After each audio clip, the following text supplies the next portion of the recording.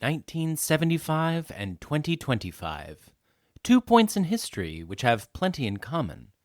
Each in their way were deeply cynical moments in terms of the public's faith in American government. They were times of shifting cultural norms and rapidly developing new technologies poised to render old ways of life obsolete. The America of 1975 was rounding out 10 years of Vietnam, as we, in 2025, have finished up the previous decade of whatever this is. So it should be no surprise that both of these decadal midpoints were also transformative for the art and industry of cinema. Each cinematic year had wild box office successes, like Spielberg inventing the blockbuster with Jaws, or Minecraft inventing the blockbuster based on the game Minecraft.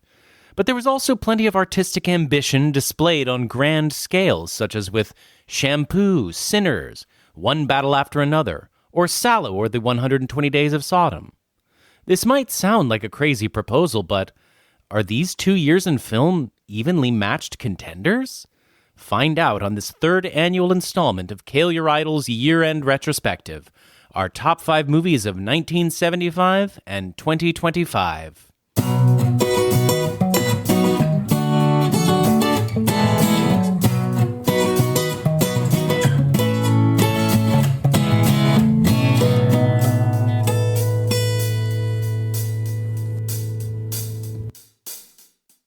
Welcome to Kale Your Idols, a new Hollywood podcast with your hosts, Sam Ludwig. And Alana Gibson.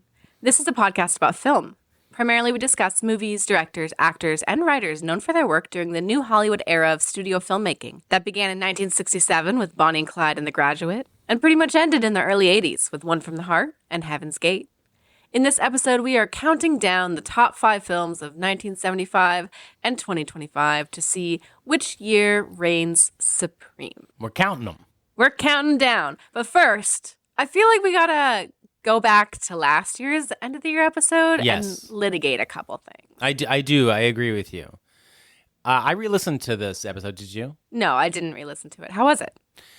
It was okay. There was some moments where I felt we could have perhaps done a second take on some of our discussions. Me, primarily, I should speak only for myself, could have enunciated a little clearer. There's, in my defense of The Taste of Things, my number one film of 2024, I kind of devolve into saying like 50,000 times when I'm attempting to sell you on it. I'm like, it's like the great, like when the guy comes in and he's like this. I mean, I know I do this in a lot of episodes, but it was not a good climactic finale. That's always the struggle listening back. Well, especially with these year-end episodes, because this is a very daunting prospect. A big part of our energy and our focus of every year is concentrated in this one episode. We spend all year watching movies from these 2 years. It's a lot of effort and a lot of pressure, and we feel the need to sum everything up in a nice, neat bow. But I think we should just relax a little bit and not worry so much. Yeah, I've resolved to watch fewer movies this year. So you want to just kind of litigate the main problem as I see it in our last year's episode? Yeah. What do you think that problem is? We have a discussion about the film Emilia Perez that has aged like milk. In our defense, in my defense, I guess, Don't let me off the hook here, because you put it on your list. But, like, we're both very effusive about this movie. I'm offering mild criticisms that I'm always very eager to buttress with. But don't get me wrong. It's a great movie. Okay, here's the thing. We recorded that episode before anybody had ever seen it. People weren't talking about that movie. It wasn't in part of the public conversation, and there certainly wasn't all the controversy surrounding it. I will say pre-Oscar nominations. It was pre-Oscar, but it was on its when we're talking about, like, we're like, this is probably going to be an Oscar player. Like, Sofia Gascon's probably going to win an Oscar for this. I want to defend it a little bit by saying I still think it's cool how weird it is. Yeah. And I do think it has a lot of value. I certainly get the criticisms of some of the problematic stuff about the way it portrays trans characters. And the Mexican cartels, and yeah, it's come under fire for almost everything that it touches. I understand all of that. That's all valid criticisms. I still think it's a cool, weird movie. I acknowledge some of the problematic aspects. But I also think, though, that some of the content itself that people find problematic they're overblowing a bit. The hatred of that movie is a serious bandwagon effect. Also because it's weird and people don't right. like weird movies. And so they want to shit on it. And it's like, no, of course the movie where the song is about like the penis and the vagina and stuff, of course that movie's going to get hate. That's a boring take. The problem, I would say, not the problem, but the way that we sound on that episode, given that movie's, at this point, rapidly diminishing place in the culture that it ever had, like, we sound like we're blithely defending a movie that has been deemed by culture to be objectively bad. Right. The received wisdom about Emilia Perez is nobody could possibly like that movie. It is obviously bad. But that is a backlash that came after it received 13 Oscar nominations. Right. So clearly plenty of people with some modicum of taste or whatever at some point thought this movie was worthy of praise. And I didn't put it on my list. You did. And you know what? I stand by that. Still, well, I just think it's the way we talked about it. Well, it's just very funny if you go back and listen to it. The way you're saying, it's such a wild plot. I'm so glad I didn't know what was going to happen because I was delighted to find out what happened, which I still think is true. Like, I still basically agree with you and feel that way about that movie. Yeah. It's funny. I had recommended it to my boss before all the controversy came out, and then she announced in a work meeting, after the controversy happened, she announced, I watched this amazing movie. Elena recommended it. She said it was so good, and said it was Emilia Perez. And I'm like, oh my God, I sound like I'm just the worst person ever that's the movie I recommended. Again, I still stand by the fact that it's a cool, weird movie, and I like cool, weird movies. And I think a lot of the criticism against is a little overblown, but there's also a lot of valid stuff in there. And then, of course, there's the whole separate controversy about the actress said. Yes, but that's totally separate from the quality of the movie itself. Yes, and arguably wouldn't have ever come out, and nobody would have known about it had there not been, obviously, some sort of coordinated campaign against her Oscar chances. I thought at the time that the controversial pick was going to be The Sweet East on your list. Yeah, a movie that still nobody talks about. Yeah, that nobody talks about, but that has a sort of connection to the Dime Square. I know you don't even know what Dime Square is, probably. No, I don't. So yeah, you don't even know why you were being controversial. And you picked several edgy things last year. You know, going places. We were sort of in a weird spot, and I would say that the reason that a lot of these movies made it onto our lists last year was because, as we both agreed and hammered home, it was a very weak year, 2024 was. And 1974 was kind of not a weak year, but a year that we didn't really feel represented our taste. Right. Do you remember this? Yeah. And we didn't even watch that many movies. Right. Compared to this year. But this year is a whole other beast. Before we get into that, I also want to say that last year I hadn't seen Flow yet when I made my list. And I have since then seen Flow. And Flow would have been my number one pick. I think it would have been really hard to choose between Flow and Wicked. But to be honest, I think Flow would have been my number one pick for 2024. So that would have just knocked Emilia Perez down to number 4. Right. From number 3. Right. Yeah. I loved Flow so much. I've seen it multiple times. It has really great rewatch value. We saw it recently performed with the Live Symphony in San Diego, and that was really cool. I just really love that movie so much, and I know it's one that I'll go back to many times throughout my life. So yeah, that one, it would have made my number one slot last year. And it really would have made it over Wicked? I don't know. Because that was such a moment, man. I know. I don't know if at the time I would have called it number one over Wicked, but I've seen it so much more than Wicked since then. Mm-hmm. I haven't rewatched Wicked, I don't think. No, I saw it twice. I saw Wicked twice, but I've seen Flow maybe 4 or 5 times because I keep showing it to people.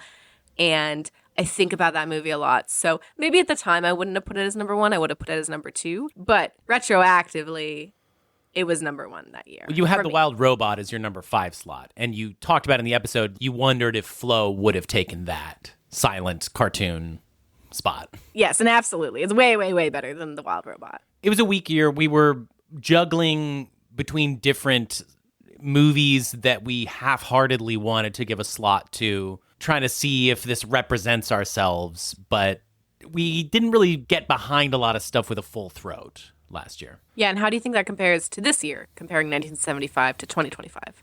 Do you feel like This set of years? Yeah, these set of years. You feel like these years reflect your taste better? I do. I feel that they're similarly twinned as last year's years were twinned. I personally feel like 1975 reflects my taste well.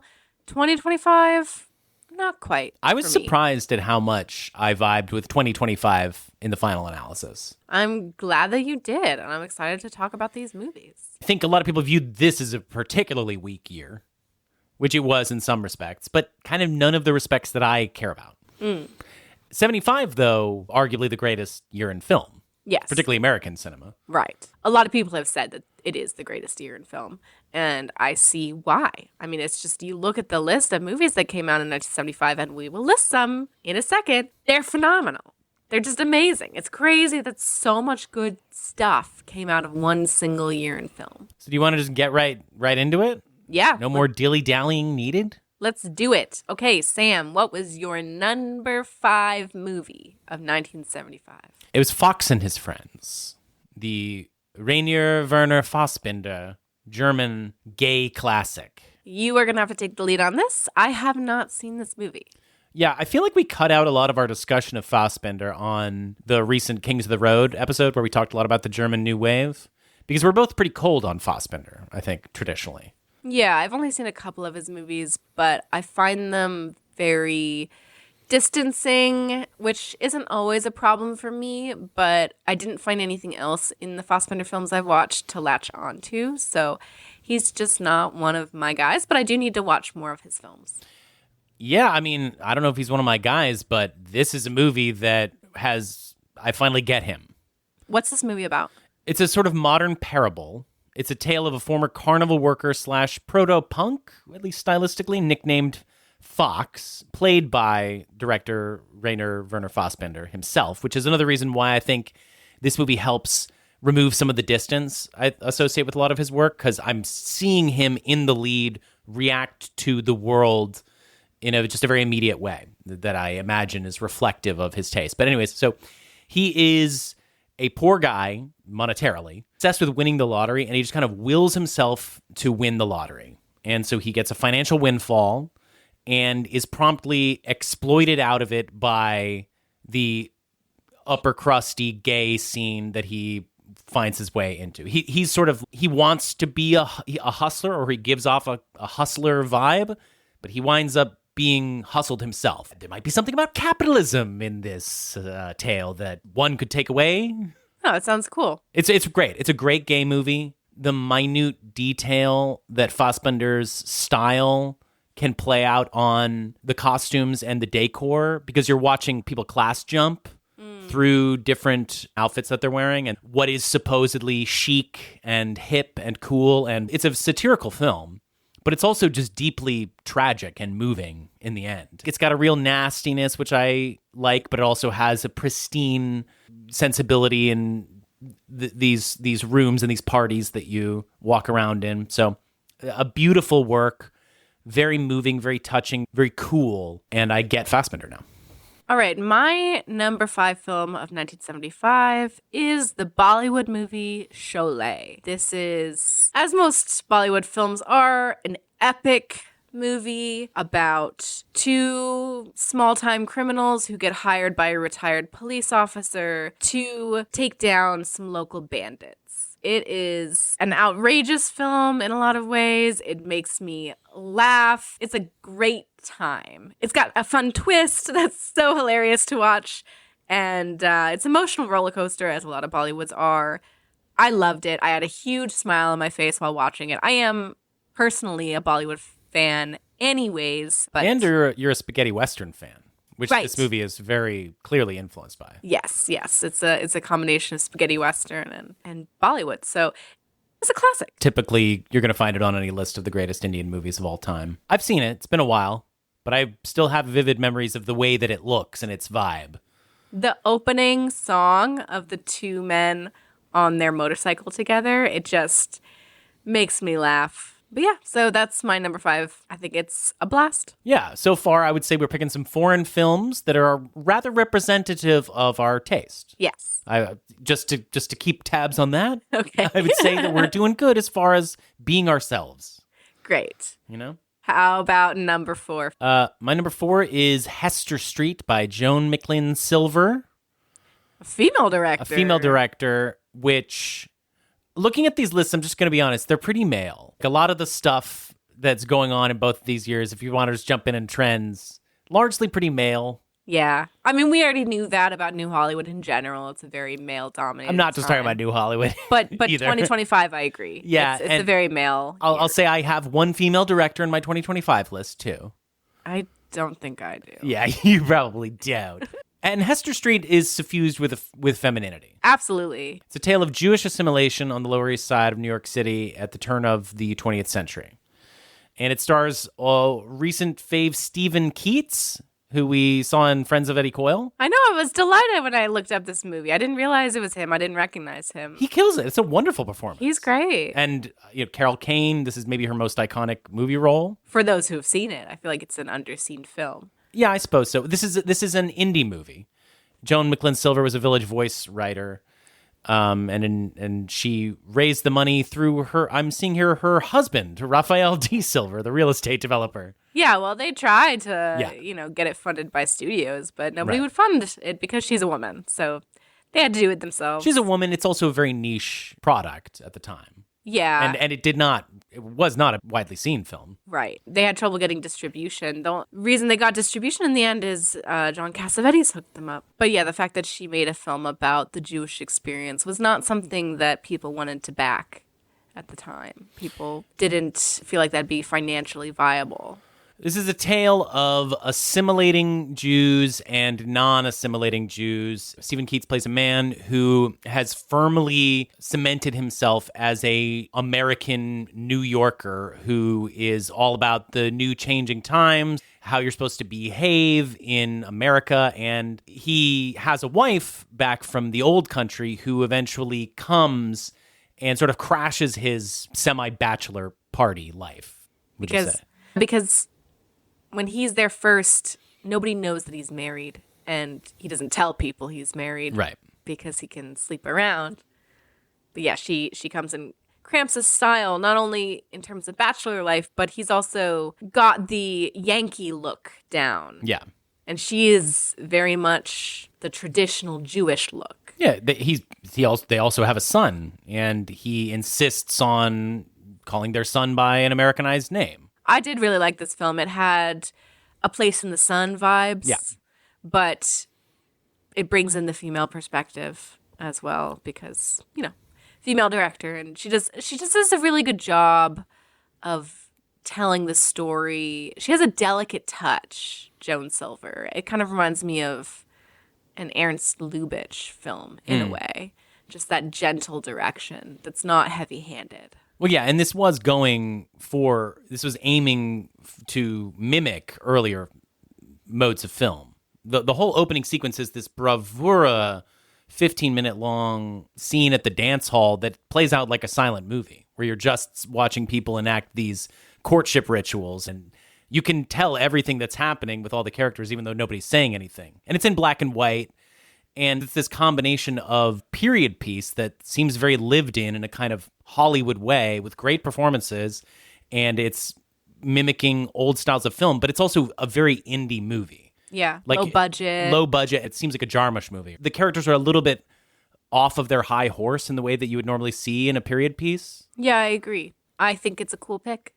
Yeah, it's very cool of me. I love it, and it's got a wonderful conclusion. The way that the plot winds up is very satisfying. I agree. It's fun, and I didn't really see it coming. Right. Okay, my number 4 of 1975 is Dog Day Afternoon.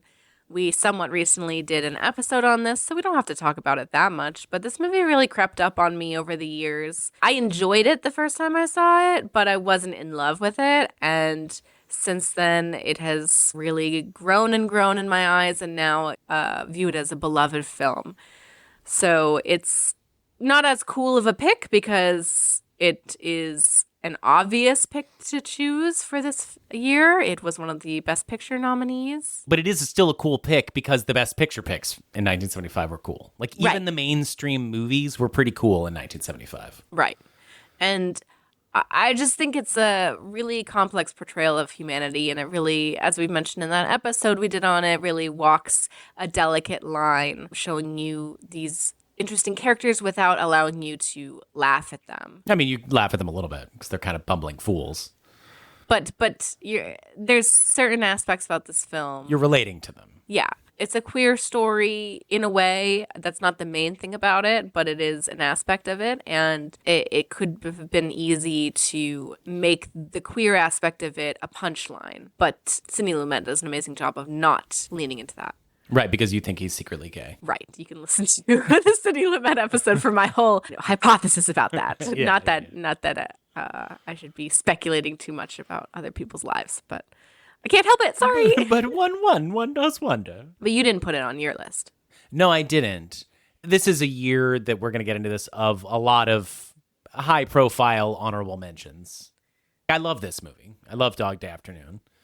So in a lesser year, you would have put it on your list, probably. Yeah, but there's other movies, though, that might have edged that out, too, that I didn't put on the list. I'm almost more eager to talk about the movies that I didn't put on the list in some way. Or, like, I'm champing at the bit to give you all of the context for my thinking for these movies. Like, why did I put Fox and His Friends and Hester Street over, we're going to name a million movies, and most people know all of them. So are we on to your number 3? Sure. My number 3 is a little film called Barry Lyndon. Barry Lyndon. All right. What's it about? What, do you not like Barry Lyndon? No. I do. Well, what? What is that? I was just I was just enunciating the title in case other people. Is this the most boring pick of mine? Is this me going straight down the middle? It's still an off-center Kubrick film, but I think it's pretty well situated in the firmament of movies at this point. Yeah. No, people love this movie. And I remember you telling me about this movie when we first got together. Have you not seen it? No, I've seen it. You showed it to me. Do you like it? I like it fine. It's sort of hard to remember. Right. I like it fine, but I didn't have a big reaction to it. But tell me what you like. Well, I also don't have the biggest reaction to it. It's just that it's such a staggering masterpiece. It's Kubrick's follow-up to Clockwork Orange, the tale of this social climber in 18th century England. Everything famously had natural light. He used 1 billion candles. He used lenses developed by NASA. This was a technical achievement, this movie. It's kind of the ultimate every frame a painting, yada, yada, yada. It's a costume drama, but it's like the costume drama. If you want to understand how Europeans fought land wars, this is the movie for you. You'll see some square regiments shooting bullets at each other. You'll see duels. You'll see people playing fucking whist. You'll see Ryan O'Neal looking hot in some cool outfits. Yeah, well, this is one of the ultimate, Kubrick is famous for treating, I think, some of the actors like dolls. Perhaps utilizing the Kuleshov effect of... The what effect? The Kuleshov effect, which is the thing where you can project any emotion you want onto a face. Kubrick is forcing Ryan O'Neal to give you very little in this movie, and it only pays off great dividends. His character is so slimy, and yet Ryan O'Neal can't help but exude high self-regard. So he never slips into feeling like maybe I'm doing something wrong. You're watching a deeply amoral tale in which a person succeeds but also gets plenty of comeuppance. This should be Kubrick at one of his most human levels, because he's just telling a story about people in relationships with their children, and it's not like about space monsters.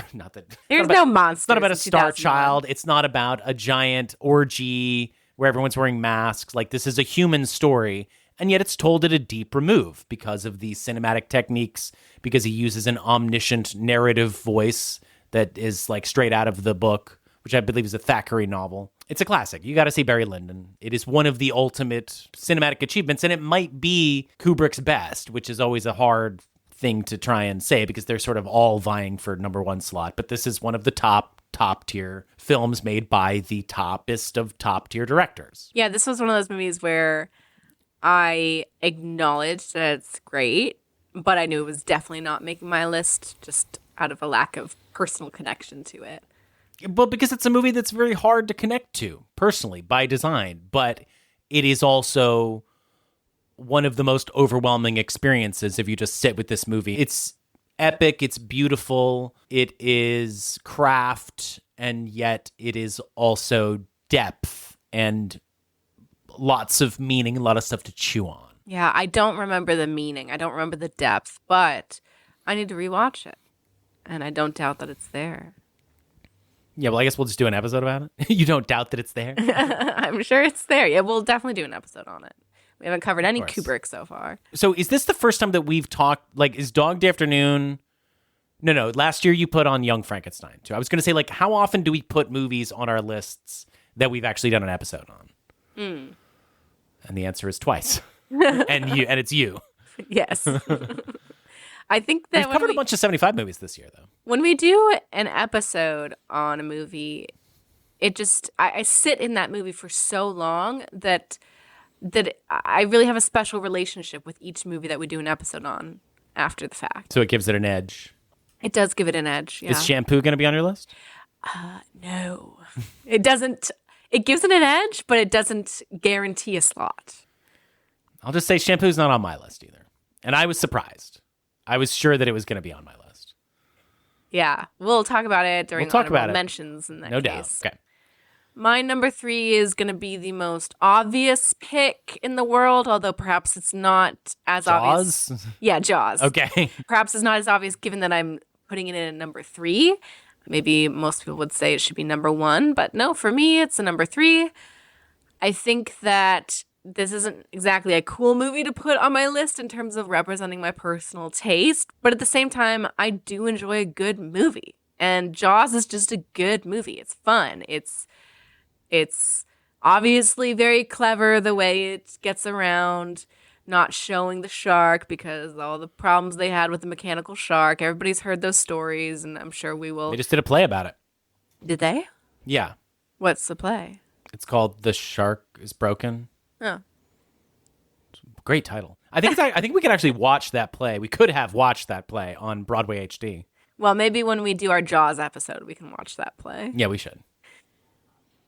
But yeah, this is again another movie I don't feel that I need to talk that much about because it's so famous, and we will obviously do an episode on it, but I only watched it for the first time somewhat recently. I think it was a few years ago with you. Mm-hmm.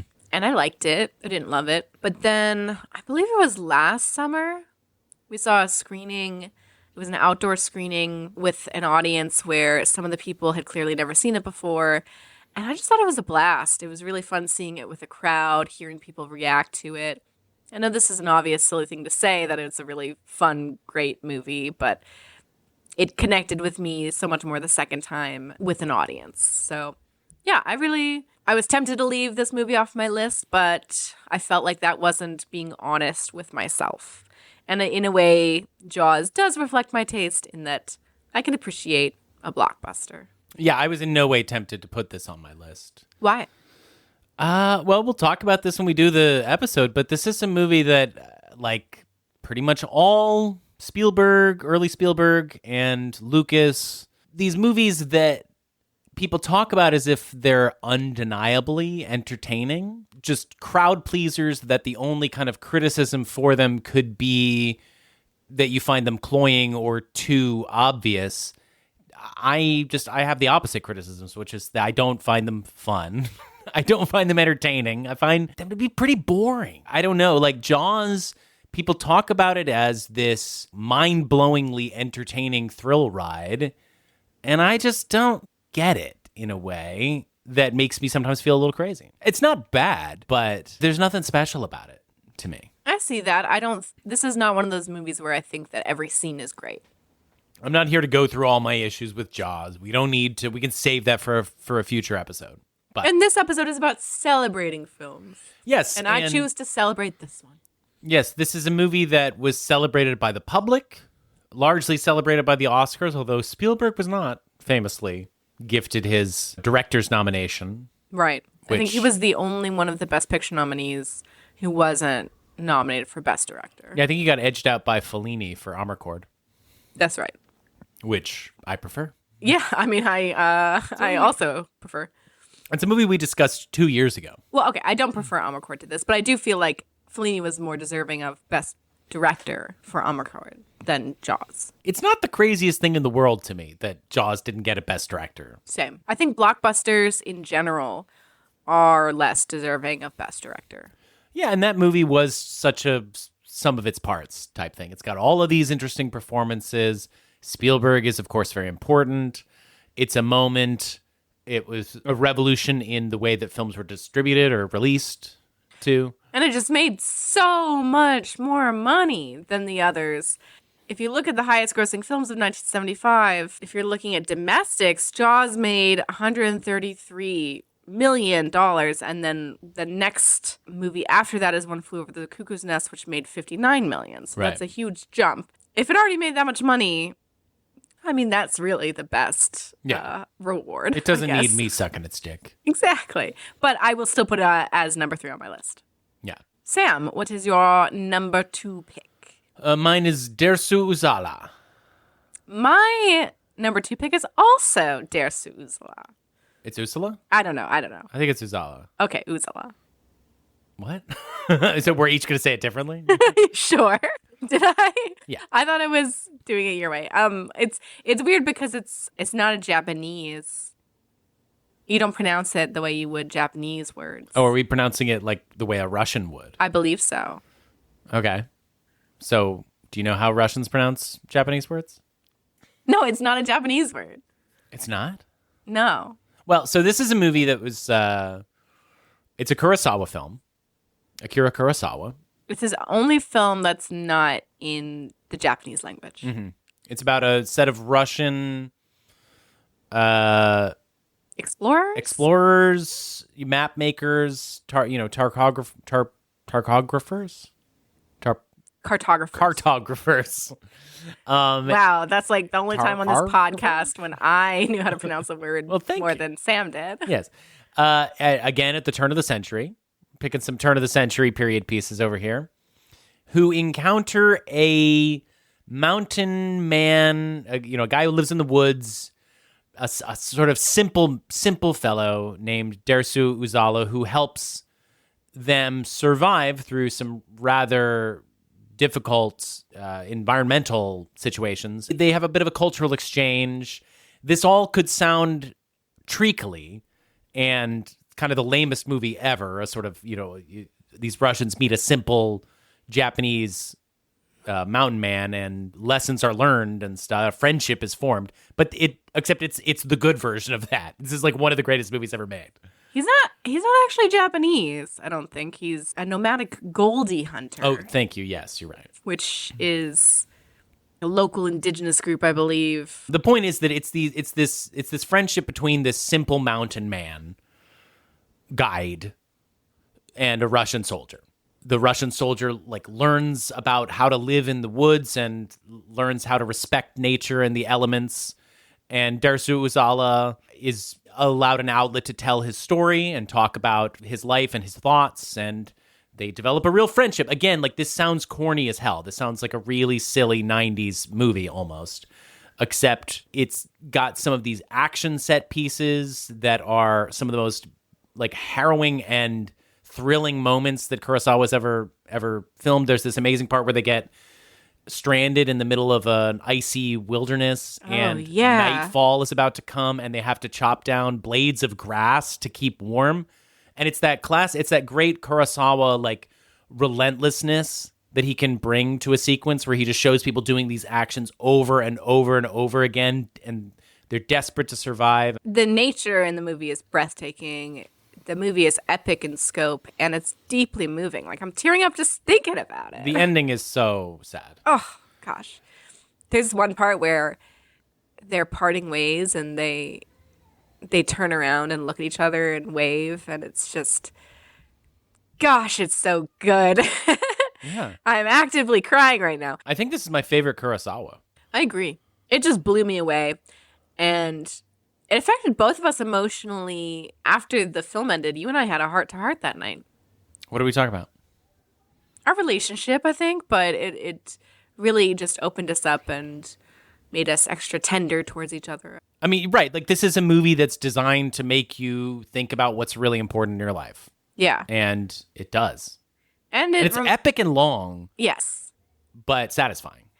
And it's one of those movies that reminds you to cherish what you have because you can't go back and recapture a moment once it's passed. Right. Dersu Uzala lives in the woods because he has lost a lot in his life. And he kind of can't face reality. And he seems happy, even though he's a man who has nothing. But then there's a whole third act, which takes it to another dimension of not being able to capture what you've lost. And I don't want to spoil it for anybody. Right. But yeah, I think this movie is such a hidden gem. It isn't talked about enough. So please watch this movie. All right, so that was both of our number 2 picks. Sam, your number 1 film of 1975, what is it? It's also my number 1 film of all time. It's Robert Altman's Nashville. So I guess it was pretty easy for you to fill that slot. Yeah, I mean, this is kind of the movie that both defines Altman-esque and also sort of defines New Hollywood. This is a movie that nobody would make these days. It's a giant, risky proposition, having 22 narratives play out across the country music scene. It comments on the Watergate scandal. There's all these do-it-yourself aspects to it, like the actors writing their own songs, which would never happen nowadays. I think that the aura of experimentation is just so suffused. You haven't seen it in years. Yeah, I'm due for a rewatch. You didn't rewatch it? Oh, well, I knew that it was going to be on your list, obviously, so I didn't feel the need, to check it out again. I knew you would do it justice. I'm sure upon rewatch, I'll appreciate it even more because that does happen to me with Altman films, especially after we just did that Robert Altman episode recently. I gained a real new appreciation for him. So I'm sure that Nashville will grow on me the more times I rewatch it. But, I just felt that there were so many other movies in 1975 to watch. I didn't have time to watch all the ones that I wanted to, that I didn't feel the need to rewatch Nashville. This is a self-conscious attempt at making a masterwork. It's an epic. It's got everything in the kitchen sink thrown into it. And it's a success. Yeah, I mean, but unfortunately, it came out just before Jaws, so... Oh, yeah, it was not a commercial success. Right. Nor did... I mean, it got at least one Oscar, and it was nominated for Best Picture. But if 1975 is a set of waves kind of cresting against each other, you have maybe the apotheosis in some ways of the auteur period cresting and meeting with the blockbuster period, which Spielberg and Lucas are auteurs of a certain kind, but... they are shaping where the business is going to go. And Nashville, I think, is often given as an example of one of the greater achievements of this moment of freedom in the early 70s. Right. It's one of the ideal examples of how 1975 is such a turning point. That Jaws is the thing that really took off financially and shaped the future of film. And Nashville, despite being so fantastic, was a bit of the beginning of the end of New Hollywood. Yeah. I mean, it also, it had a famous champion in Pauline Kael who was on set for some of it and wrote about it and built it up as being this coming masterpiece, which then it was quickly recognized as. So... she's in there, and that's pretty New Hollywood. Right. It's also part of the Kael story. Yeah. Because she wrote about it before it was technically finished and got a little controversy because of that, but it definitely helped its reputation, her review. Kael was a real person who was just ready to go out there and be like, I am sitting here watching one of the most important things in the history of this medium happen as we speak. And she was half just lucky to have been there at that time and half maybe made it happen herself through her own effusiveness? Yeah, well, I think she was trying through her review to protect the film from getting cut up too much by the producers. So she was also perhaps, singing its praises even more than she normally would. Putting her thumb on the scales? Yeah, to help the movie out. But she wouldn't have done that unless she loved the movie. Yeah, she famously gave a sort of eye-rolly review towards Barry Lyndon. She wrote, She called it a 3-hour slideshow for art history majors. That's hilarious. She was funny. She was funny. Your number one? My number one is one that makes sense to me, might not make sense to other people, but that's okay because it's my fucking list, y'all. Yeah. My number one of 1975 is Yes. Rocky Horror Picture Show. Oh, I think a valid pick by most people's lights. It's just the movie that I've seen more times than any other film. And do you think it's the movie that more people have seen more times than any other film on average? Have enough people watched this movie tons and tons of times? Because every time you would go to see a Rocky Horror show, they ask who has seen it more than like 600 times. And then a bunch of people sit down who's seen it more than 200 times. They work their way up. Their way up, but people have seen this movie hundreds and hundreds of times. Has the number of views that this movie has accumulated by a wide enough swath of people? Do you think it's the ultimate cult film? Yeah, I would say it's probably a competition between this movie and, Christmas classics that the average person will watch every year. Like the average Still person once a year though. Yeah, but the average person doesn't watch Rocky Horror a gajillion times. So you're saying the number of people who celebrate Christmas though. Right. Yeah, I bet it's a close race. The reason I've seen it so many times, obviously I've gone to see a lot of shadow casts of it, but also I was in Rocky Horror a few different times, and that involves having to go to all the rehearsals. So every time we do a rehearsal, that's another watch. I mean, I'm not counting that. No, I am. We had to watch the whole movie was playing in the background. The movie The movie plays in the background. I guess that makes sense, right? Yeah, you got to rehearse it. One time I was Eddie. That was super fun. All the other times I was just one of those stripper / set piece Transylvanians, people. I believe they're called. Ah, okay. Transylvanians. We called them strippers. Okay. And part of the fun of the stripping is you start out with a gajillion clothes on, and then you just get down to lingerie. So nothing too crazy. I, though, one time was in a shadow cast performance where things did go nuts in the audience. We were squirting Hershey's syrup and whipped cream onto audience members who were just making out, and like there were dicks that were just waving around. It was crazy. People's actual dicks. People's actual dicks. They took their dicks out. They took their dicks sprayed them out with chocolate sauce, and they took their dicks out. It was insane. It was Wow. at my college. It was absolutely wild. It's one of those college experiences that Hello, college. it's like a movie. But this is the movie that means so much to so many people. Obviously, it's so important for the queer community, although the relationship now is a bit more problematic, obviously. Continuing to be examined. Yes. It's so important for sexual freedom, and it's interesting that I love this movie so much because I don't identify as being part of the queer community. I mean, some people would say Furthest from it. What do you mean furthest from it? I don't know. I had a crush on a girl once. Right. But I'm also pretty vanilla when it comes to my sexual preferences. But yet You're a bit of a Brad or Janet, I guess. Yeah, Which yeah. The movie makes space for that. And it's just, I love how weird it is, but not in a gross weird. It's a comforting weird. And even though I actually haven't felt a sense of community with other Rocky Horror Picture goers on a personal level, I know that you could, theoretically. I like the idea of community that comes from it. Right. And I do love the callback thing. It's so fun that each time you go, you're waiting to hear what new callbacks you're going to hear. And each time I try to do the callbacks and I study them up ahead of time. And I've seen the movie enough that like I do know all the big callbacks. It's just I don't remember them in time to make it funny. So sometimes I half-heartedly try a callback and it's so lame. But it's still fun to try anyways. I love dressing up in outfits. I love how interactive it is. It's the most successful interactive movie in my opinion. Oh yeah, by far. The Room's got nothing on it. Yeah. The music is awesome. Yeah, it was an early musical, I think, for me. Was it? Yeah, well, I mean, we owned the VHS. Fox famously waited until the mid-90s, I think, to release it on VHS. So had you seen it a number of times on VHS before going to see a Shadowcast Yes, performance? I was one of those weirdos. Yeah, I didn't see it live until I was in high school. Yeah, me neither. At which point I was kind of like, oh, you mean like that, like kids movie? That's so funny. I think a little bit, yeah.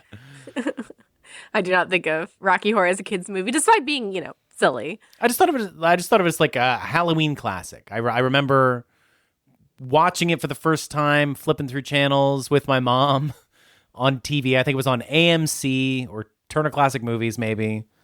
And she was like, "Oh, Rocky Horror Picture Show. You should check this out." And I did. And I just watched Tim Curry in S&M gear with my mom. That sounds lovely. It was very cute. I think I've seen Rocky Horror with my mom also, possibly. I know that there was a family outing at one point to go see Rocky Horror. I just can't remember who all went to it. I definitely owned the soundtrack. Are you one of those people who prefers was there a Broadway version of it, or? Well, there's been a version on Broadway, but the original cast recording is the Roxy, which I think was in L.A. Okay, but do you prefer that cast recording to the movie one? Oh, yeah, as far as being awesome. I mean, the movie is super iconic, and a lot of the performances and the way that they're done, Richard O'Brien as Riff Raff, he kind of makes the movie, but he can't really sing it the way that Riff Raff in the original Time Warp does. We'll do an episode about it, obviously. It's a wonderful insight into you that it's your number one. Yeah. Despite being not a kind of person that's depicted in the movie. Yeah, I'm not like a stereotypical Rocky Horror fan. I guess you're a little bit somebody who likes to freak out normies on some level. You've had that impulse in you. Sure. Yeah. You're a little bit less so now. Do you think? Do you think you used to be more of a I feel like I get freak out type? I get my fill from that just telling people I'm poly and married, that kind of fills watching that their need. eyes roll back in their heads. I'm just like a little tired of having to explain myself all the time about it. boring. It's really annoying. But yeah, I think that my fandom of Rocky Horror helped me feel a little less square and conventional when I was in college. Yeah, Rocky is an important middle path, I think, for a lot of like high schoolers to step a little bit out onto the wild side without going all the way into, I don't know, leather bars or whatever. Yeah. No, it's true. It's like training wheels to explore and see what you like. And I'm glad that I've gone as far into that scene as I want to. Yeah. I didn't feel the need to go to those leather bars, but I love Rocky Horror. I will continue to go to shadow casts. It makes me sad that they're not as popular anymore. Yeah, it's a classic rite of passage. There's a lot of younger people now who won't even know what we're talking about when we say shadow cast. Yeah. Which, okay, so if you're listening to this, I feel stupid explaining this, but shadow cast, that's when they play the movie on the screen, and then amateur Rocky Horror lovers will act out the movie in front of the screen. So you're watching both the real movie playing in the back, and then real people acting it out in front. And then there's also callbacks where people are shouting things at the film, timed in the perfect way to make a hilarious joke or a somewhat funny joke. They're not always hilarious. Or an offensive joke. It should be a sensory overload.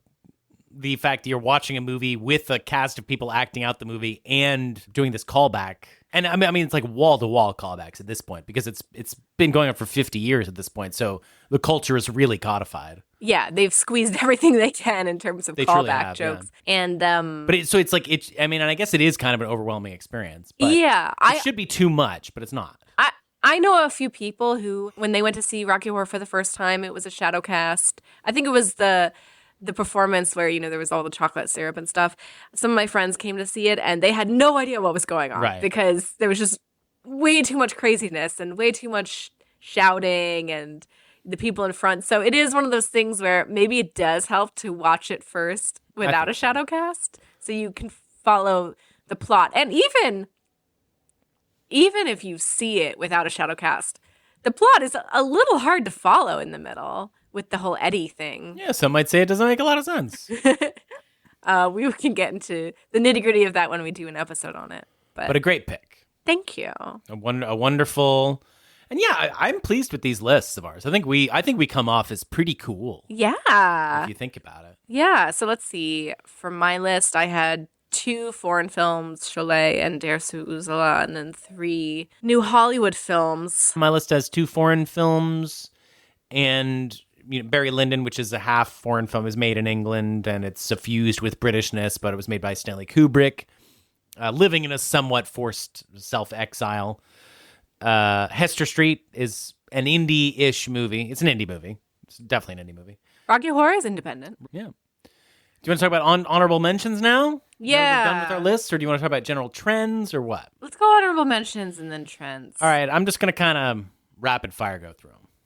I feel like we should first address One Flew Over the Cuckoo's Nest. Oh. Because this is the only... I thought you were going to say we should address Sean Dielman. Oh, no. Go on. There's a lot we need to address. There's a lot to address. That's not on our list. I think One Flew Over the Cuckoo's Nest is the first one to address because it's the only one of the Best Picture nominees that we did not mention on our own personal lists. And in fact, it is the Best Picture winner of that year. Won the Big Five. We just talked about it. We did just talk about it in our Jack Nicholson episode, and we'll do its own episode at some point as well.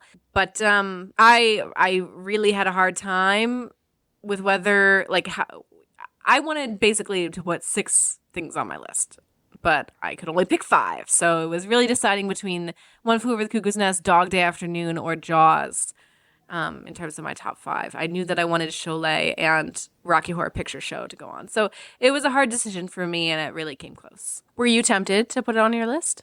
No, not at all. Again, we both gave it a gotta have it on our episode, but it's a packed year. There's so many other movies that would take its slot that we'll get to in my honorable mentions.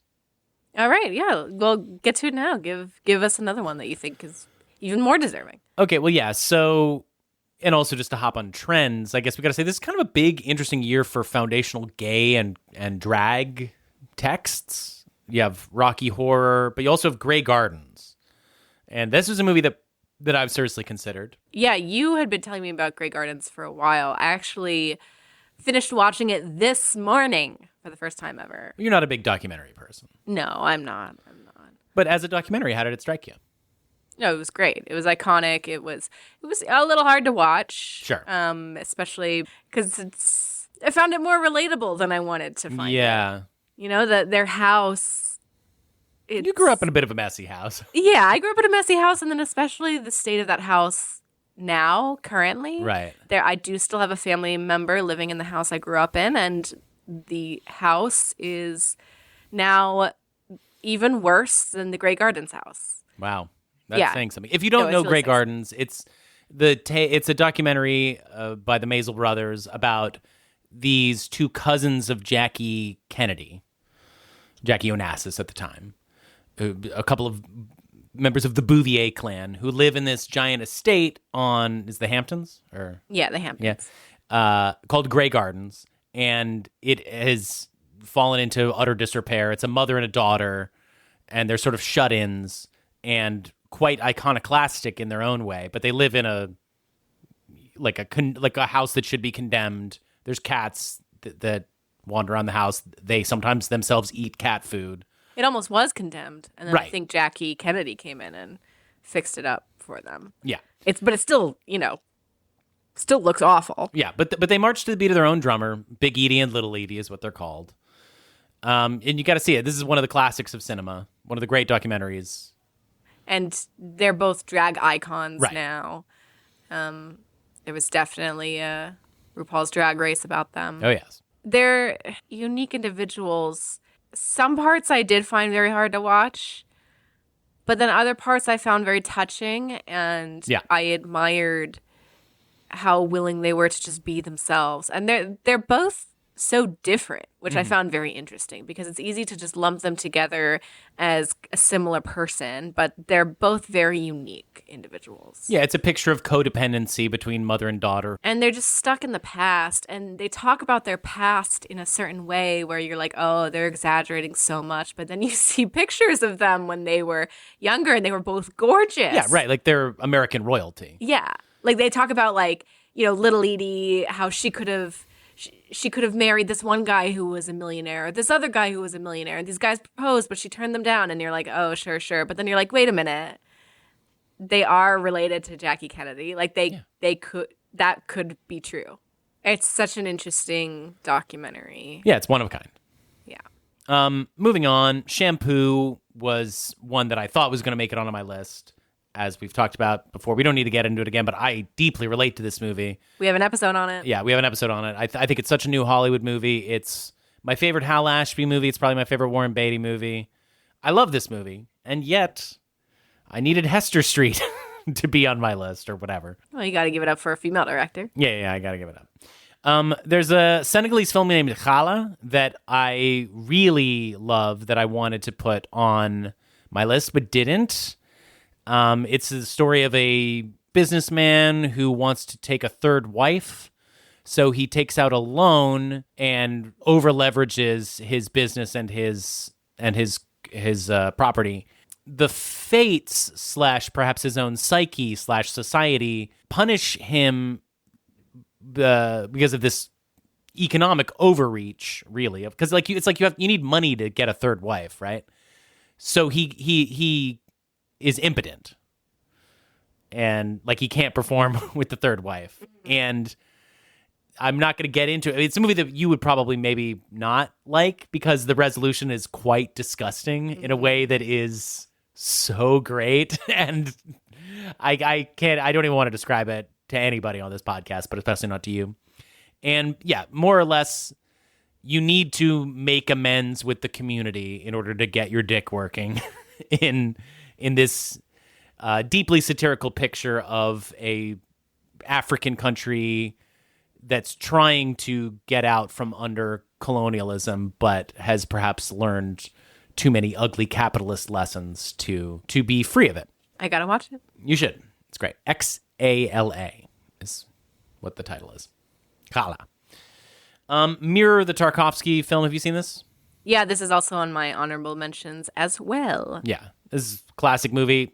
I don't know if I can tell you a lick of what it's really about. No, me neither. I don't remember. But, it was cool. It's experimental. I mean, I just watched it, and yeah, it's about memory, and it's a multi-generational tale of Russia. It's this guy it's this director who isn't literally Tarkovsky, but he's maybe somebody like Tarkovsky, who's remembering his mother and beautiful imagery. It's a masterpiece. It's a Tarkovsky movie. And it's Tarkovsky at perhaps his most abstract. Also, Cooley High is another honorable mention for me. Probably on your honorables, yes, too? Cooley High is also on one of my honorable mentions. It is a really fun movie. I mean, it's mostly fun. There is definitely sadness in the movie, too. But it's a high school hangout film. I was just really delighted by so much in this movie. I love the scene where they go to the movies because they go to see a Godzilla film. And as a big Godzilla fan, I, of course, loved that. And then the theater breaks out into a whole fight. And so there's, intercutting between the fight in the theater and then the Godzilla fight scenes on the screen. It's super fun. The actors have really great physicality. There's a lot of physical gags and there's just so much energy to the movie. And it's a movie that popularized pouring one out for fallen comrades, so that's had a lasting influence in This is a movie about black high schoolers, and it's by a black filmmaker. It's by a black filmmaker. Some people have categorized it as blaxploitation, but it is a much more gentle kind of coming of age tale than you might associate with that genre. There's some things that don't age super well. Specifically, the movie's a little rapey at certain parts. The movie's a little rapey. But if you ignore that, I thought it was a delightful film. It's a great film. And do you want to give your list now? Yeah. Let me give you some of my honorable mentions. I have to give an honorable mention to Monty Python and the Holy Grail. This is a movie that I would probably never put on now because I find it incredibly irritating and gives me the ick at the moment. But when I was younger, provided hours and hours of entertainment and laughter with my family. We bonded over it. We would quote it all the time, as a lot of other people. Wait, you quoted this movie? Stop. It is one of the most quotable movies of all time. My family, one time, I don't know if I told this story already. One time we were attending a party that was at the horse barn where we boarded our horses. It was down at the horse barn. That makes me sound like we're rich or something because we had horses. We're poor. We weren't. What do you mean? We're poor. We go down to a party down at the horse barn. It was a gorgeous property. They had a pond and weeping willows and swans and tree so back to orchards. It was like really, I mean, they had a great property.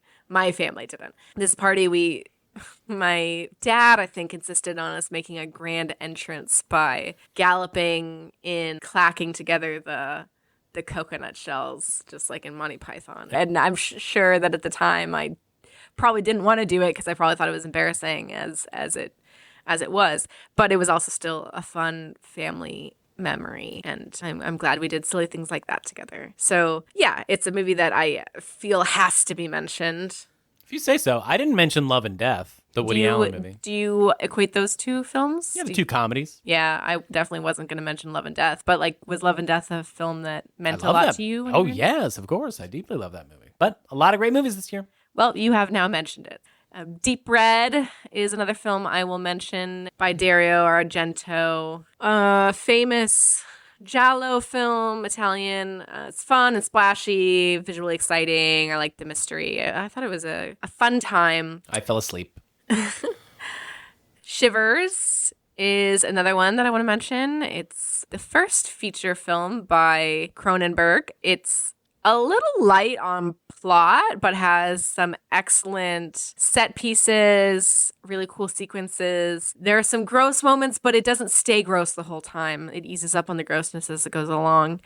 I really enjoyed watching it. And it was fun to compare Shivers with the most recent Cronenberg movie, which we may be discussing later. Which might be his last. Oh, that'd be sad. I'm sorry. But I love when we do these end of the year episodes where we get to talk about directors who made movies 50 years apart. Like last year, we talked about Wim Wenders doing that. And this year, it's Cronenberg. Still kicking. Yeah. And I guess, should we talk about Jean Dielman? Yeah, I think for me, there's two remaining that we need to talk about, and I find them very similar. Sure. And it's Jean Dielman and Salò. Oh, yeah. You want to talk about Salò? I feel like we have to talk about Salò. Sure. That's a movie I gave 5 stars to on Letterboxd. That's a movie I did not rate on Letterboxd because I did not feel capable of rating it. Right. Both you want to give a summary? A plot summary? Of which one? You want to do Salò first? Give us a plot summary of Salò. Okay. Salò. It's a literary adaptation. Yes, of Marquis de Sade's 1785 novel. The full title is Salò or 120 Days of Sodom. It shares a similarity with Jean Dielman in that they both have weirdly long two-parter names. The plot is that fascists capture a bunch of young people and turn them into sex slaves. Yeah. And they torture them. And they make them listen to stories. About sex. And they make them do all kinds of stuff. It's nasty. It's, I guess, a political commentary on how fascism is bad, but like, not really. Yeah, I am left slightly with the feeling that these guys might have had some strange ideas. This movie is, I can't say it's an honorable mention. It's a dishonorable mention. It's a pretty great movie. I mean, this might have gotten Pasolini killed, right? Yeah, he died before it was released. He was murdered, and some think that maybe he was assassinated, potentially because of this film. Yeah. It's debatable, but it's a visually gorgeous film, is the thing. The content is nasty and disgusting, but it is visually gorgeous. Yeah, and a beautiful transfer on the Criterion release, which we purchased. Yes. And now it sits on our shelf. We own just this. Waiting to be shown to company. It's a notorious film. It's one of those that if you look at lists of the most messed up movies of all time, it's right up there with, Cannibal Holocaust. Yeah. And I did find it incredibly disturbing. It was one of the few films that I was feeling physically ill while watching it. I wasn't really. I don't know. I could have been more disturbed by it. What really got me was all the shit. The poop stuff? Yeah, the poop stuff. Yeah, I guess I just got a little high tolerance for that. Yeah, well, we won't go into details. I recently was talking to somebody who said they had to pause our episode of Kings of the Road. I am just about to bring up a similar story. That really? Somebody said the exact same thing. That That's they so had to put it funny. away and come back to it. Yeah. Because we talk about shitting. We have an extended bit on shit in Kings of the Road. I'm sorry, listeners. I'm sorry. I didn't realize we y'all jump had right into it. But yeah. y'all had like such weak stomachs. I guess. I won't tell you what happens in Salò. If you are one of those people who had to pause, And I won't tell you what happens in my bathroom either. You have and told your us. own bathroom. If you're one of those people who had to pause the Kings of the Road episode, do not watch Sallow. You won't be able to handle it. It's in many ways a very austere film. Its restraint is somewhat present, I guess, by some standards you could say. By what It's standards? not. You mean It's on not a technical It's not level? a torture porn. It is. Well, it is a movie about torture porn. There's one part where But it's I not- genuinely wondered if they're actually whipping? whipped a boy. But it's not like a gory. It's not like what I assume Terrifier is like. But that's true. It's not graphic quite in the way that it could be. It's mostly putting disturbing imagery in your mind. But it's definitely sexualizing all of the young people on screen. Yes, very shocking. I'm sorry, I'm acting like I'm not shocked by it. It is shocking. It's a No, shocking. it is. And it's made by a director, Pasolini, who he clearly enjoyed turning himself on while making films. So it's not like a Haneke film where he's trying to get you to turn it off. Yeah, but when Haneke says that, though, it's a little bit fake sounding, don't you think? Maybe, but I feel it in the movies. Like, I feel that Haneke doesn't actually want you to feel like you want to keep watching it while the film's playing. Whereas Pasolini, I think he wants you to masturbate while you're watching these movies. Or I don't know. I think that is quite a thing to say. I stand by it. I think It's not... It is not a movie that desexualizes its characters. You're not living in this is so sad and horrible. You could theoretically masturbate to it. Yeah, because Pasolini is sexualizing the people. Yes, on screen, I'm saying I agree with you. Yes. Yeah. And yeah, so I think that it's an interesting movie to compare to Jean Dielman, the full title being 23 Key Commerce 1080 Bruxelles Place. Whatever. Is that what it is? Something like that. Good job. Yeah. It's an address. And they're both difficult to watch, and they're both notorious or famous for different reasons. Jean Dielman, we've talked about it before, right? On the podcast? I can't remember. But if we had, the last time we talked about it, we hadn't seen it yet. But now we've seen it. So It's a movie we've been putting off seeing for years. Our relationship was coeval with the ascent of this movie as one of the great films ever made. Even before the Sight and Sound list came out, we were hearing about this movie. People were abuzz about it. It was in the culture. I learned about this movie in a film class I took in college. And maybe I learned about it from you. But I do think that it was obviously getting on people's radar. Because then in 2022, famously, it topped I can't remember if it was the directors or the critics' Sight and Sound poll, which is, they have a bunch of luminaries write in their top 10 films. And then whatever movies make it on the most lists get highest placement.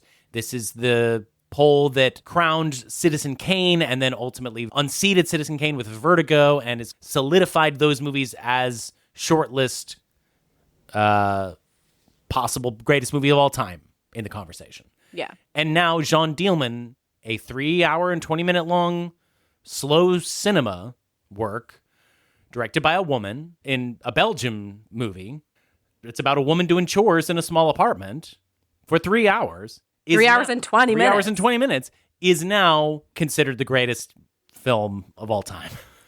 Yeah, I mean, I agree with what other people have pointed out that then has gotten other people angry that this was suggested, but that I do think when people were making their lists, sorry, I've said this before, and people are going to hate me for saying it, but when people were making their lists, they felt that they should probably include female directors, and there just weren't that many opportunities for female directors. So as a result, there are less movies to choose from when you're thinking, what are the great movies by female directors?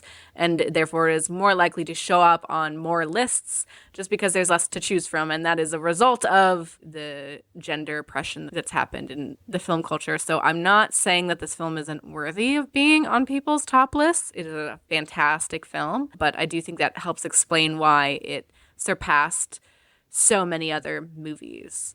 And it's a great work. It's really great. Like it is a powerful piece of unique cinema. And I love that it is beating out so many other things because Yes. it's a cool-ass movie to be listed as the #1 movie of all time. I think the thing about it, because we finally watched it, because this is what you have to understand, we still hadn't seen this movie, despite this crazy ascent that it's had. Yeah.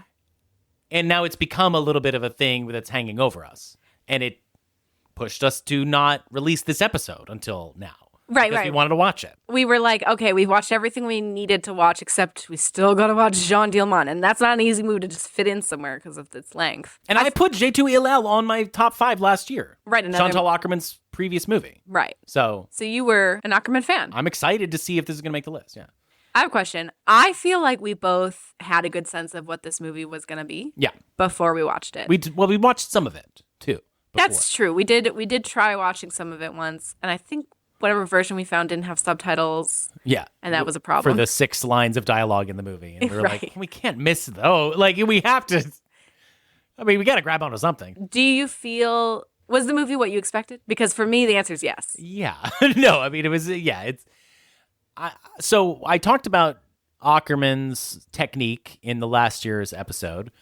She lulls you through this mundanity. You know, it's the classic transcendental cinema idea of you're kind of getting bored and lulled into a particular state so that then when or if something actually happens, you're reacting to it in a way that has greater power than if it's just one of a series of plot points in a movie, which a lot of stuff happens. You know, it is an effect that requires a long period of time where you're watching these long takes of her breading a veal cutlet and you're watching the entirety of that story play out. I was engaged the whole time watching the movie. It's full of tons of little stories of her accomplishing a task, starting a chore, doing a chore, and then finishing it. What's cool about the Sight and Sound list is that it gives that movie an extra power that I think it deserves to have. It being put in this position of, no, sit down and take this seriously. This is an important film. I think that's good for the movie. I agree. It deserves to have that introduction to itself. I totally agree. I think it makes the list funny and weird. And, you know, we'll talk about, I mean, maybe, are we going to do an episode on this movie at some point? Maybe. I mean, it's not a new Hollywood film, It's but really not. For my birthday episode, I did a German film. So, you know, it might one day. Is it likely to be a birthday pick for you? No. No. Yeah, I think I'm more of a J2LL person. That movie is much more squarely in my aesthetic. The main character is sitting in a wooden, dirty apartment with a bed on the floor, eating sugar out of a bag. Jean Dielman is like, she's in this grandmothery museum-type house. It's an aesthetic that makes me feel a little bit sick to watch for a long time. Yeah, but it is technically more impressive, in my opinion, than J2LL. Yes. You know, the framing is impeccable. Yeah. The set dressing. It's the classic first movie to second movie, let's blow it up and go a little bit more epic, which is impressive that she still makes it just be about a person in an apartment. Right. Like you said, you do kind of need that long, drawn-out part of the film so that certain moments hit more, but also at the same time, those long, drawn-out moments do have their own value. The movie really forces you to contemplate the life of the character who's shown before you, and also your own life and how you spend your time, and whether you find your life fulfilling or not. I found it to be a deeply contemplative experience. It was a chore to watch. I'm not going to pretend it wasn't, but I'm glad that I watched it. You think it plays better in a theater? I don't know. We definitely paused at different moments and got up and did stuff. So I do think it probably is better if you can force yourself to just watch it the whole way through, unless you need to use the bathroom or something. I don't know. Maybe if I was in a theater, I'd be sitting there thinking about what everybody else was thinking about. Whereas watching it at home, just you and me, I wasn't as self-conscious. Do you think there's a deeper level to the movie that we don't get, you and I? Like, no, like because I feel a strong sense of like, oh, I get it. I get it too. Yeah, I feel like I get it, but then you're like, I mean, do you really just think it's purely a case of people needed to put a big, epic, important movie that has stood the test of time, directed by a woman, on their list, and that is the main reason why people chose this movie? Because surely there are plenty of movies directed by a woman that are beautifully photographed in the same way, that are unique, right? No, but what I just described of the way it makes you think about your own life, that's a simple idea. It's not complicated to understand. It's not that there's this hidden depth that's out of reach or something. But I do think that that's a valuable experience and elevates the film, that it can achieve that. So I think that alone is worthy enough of it being on the list. No, of course it is. That wasn't really what I was saying. But maybe we'll rewatch it. Maybe we'll find some reason to throw it on again, and maybe we'll get more out of it. I just feel like I got a lot But out I of it. suspect that I got it. I feel like I don't know. I think that our opinions are different about this, actually. Okay. Because I feel like you're basically saying you don't think there's anything more to examine with the film than what you've already examined the first time you watched it. No, that's not what I'm saying. I'm saying maybe if I understood the rhythms of the film better, I could start digging in more to like deep subtextual readings of what's going on with the son and her. I do think there's probably more I could think about with the movie. I think so too. There is a moment at a certain point where she becomes frazzled. And when I think back to what happened immediately before she became frazzled, I think there's something to think about there. I don't want to say exactly what it is. I don't want to give away anything for people who want to watch it. But I do think that there is rewatch value probably in this movie. It's just one of those movies that I would really have to work myself up to convince myself to put it back on. Because I know now. I expected it to be a slog, and it was, but a worthy slog. I don't know. At this point, I kind of feel like the Band-Aid's been ripped off. I bet I could pop it on easier now. I could imagine that too, because then also I wouldn't feel bad about turning it off Yeah. at a certain point. Right. It does kind of have that playtime Jacques Tati feel where it could maybe be comforting to have on in the background. Go to somebody's house for Christmas, and they're just playing John Dielman in the background. Yeah, because I put on Playtime once when we were all celebrating Christmas together, and I thought it would just be a background movie. But people got sucked in. They just sat down. It was a great film to put on. Yeah. Because it doesn't matter if you miss the first 5 minutes or whatever. Totally. It just sucks you in. All right. Do you want to talk about trends in 1975, or have we wrung this dry? Let's just tie a bow on it, kind of reiterate. Maybe let's just reiterate some of the things we already said. Well, first of all, I have a question. How many 1975 movies did you watch this year? Or how many 1975 movies have you seen total? I mean, you can't calculate exactly because I could be forgetting one, but I think it's like 56. And I've seen 35 films from 1975. So you've seen way more than me, but that's a decent amount. We've seen all of our ones on our list, though, right? Both of us? I haven't seen Fox and His Friends. That's right, but mostly. Again, it's often considered one of the greatest years in cinema history. It has so many amazing things, and it definitely represents a turning point in the new Hollywood era because you have these big countercultural films like One Flew Over the Cuckoo's Nest winning Best Picture and Nashville being such a amazing achievement, and yet at the same time, Jaws is the thing that really stole the story of the year and forced filmmaking to go in a totally different direction. So it's an inflection point for sure. You have a lot of variety on display, I think is kind of the most impressive aspect. Yeah, as you mentioned, you've got the drag icon films like Rocky Horror and Grey Gardens, and then you also have Dog Day Afternoon, which is not a drag film, but it is a queer text. So that's one whole avenue of films being explored. As we mentioned, countercultural, like One Flew Over the Cuckoo's Nest. A lot of satire. You got Nashville, Smile, Cuckoo's Nest is kind of satirical, A Boy and His Dog, Rocky Horror in its way, Death Race 2000. Fox and His Friends. Yeah. You got Tommy and Rocky Horror, a couple of the classic rock operas. This is maybe the peak of the rock opera. Sure. After last year we'd had Phantom of the Paradise. Rollerball and Death Race 2000. These are kind of twinned films. You got George Burns winning Best Supporting Actor for Sunshine Boys in a similar sort of Oscar win as Art Carney's Best Actor win for last year, Harry and Tonto. Yeah, those are the main trends that I've got. We kind of talked about it. Yeah. About all of the different waves cresting. Yeah. Like you've got experimental stuff too, by the way. I just want to mention that, like Mirror and I'd say Picnic at Hanging Rock is also on the experimental side. Strong year for comedy, strong year for sci-fi.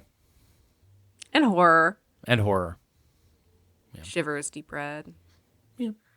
I guess maybe not the strongest year for horror, but not a bad year either.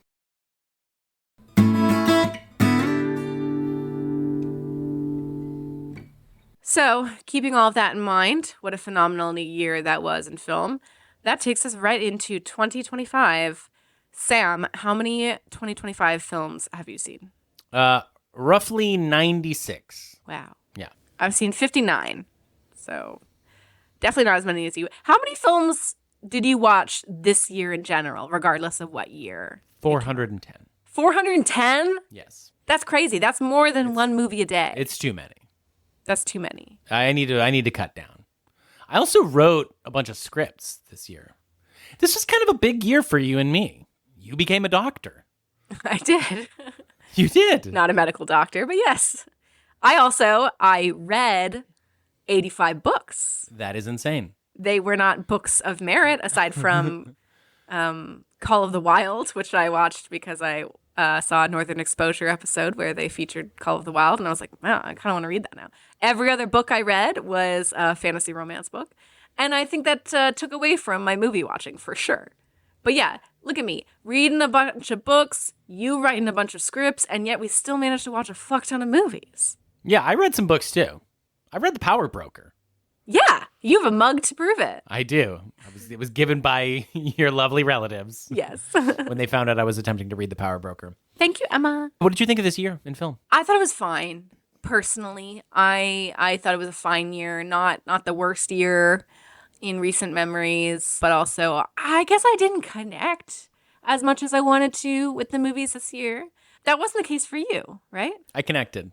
I feel like I saw a number of movies that, unlike last year, where I wasn't really ready to endorse anything as representative of something that I want to continue as a trend in film. This year, I really felt like, we've been talking about doing this, as we've done this podcast, that we're poised to see a new Hollywood moment emerge. Yeah.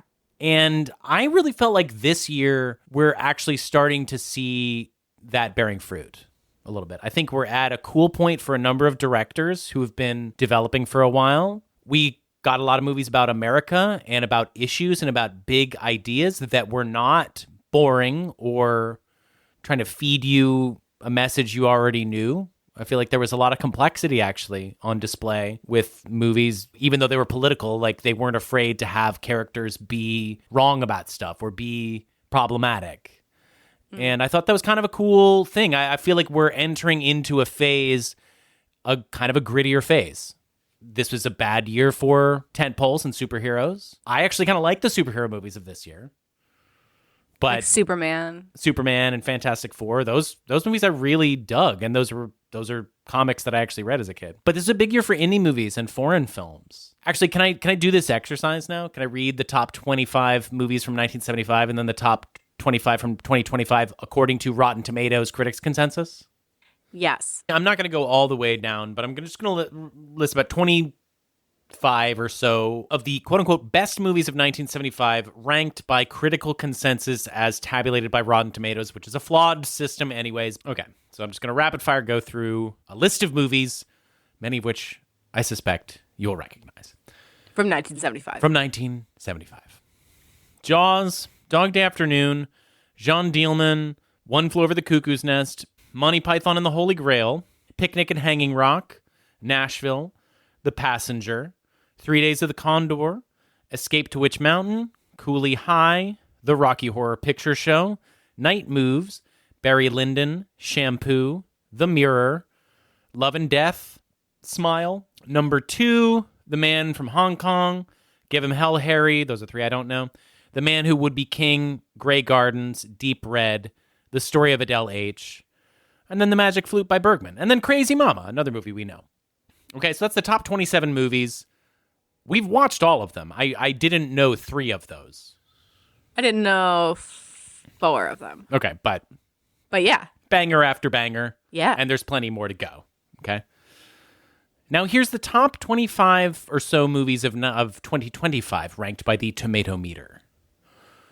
On Becoming a Guinea Fowl, The Plague, Ephus, Soleimane's Story, Cover Up, Deaf President Now, Come See Me in the Good Light, The Secret Agent, The Perfect Neighbor, Caught by the Tides, It Was Just an Accident, No Other Choice, Left-Handed Girl, Sister Midnight, Familiar Touch, Marlee Matlin Not Alone Anymore, Secret Mall Apartment, From Ground Zero, Megadoc, Little Amelie or the Character of Rain, It's Never Over Jeff Buckley, To a Land Unknown, Happy End, Vulcanizadora, Put Your Soul on Your Hand and Walk, Little Trouble Girls. I could go on and on. One Battle After Another is not going to show up for another 20 movies. So you're saying a lot of movies that most people haven't heard of. Yeah.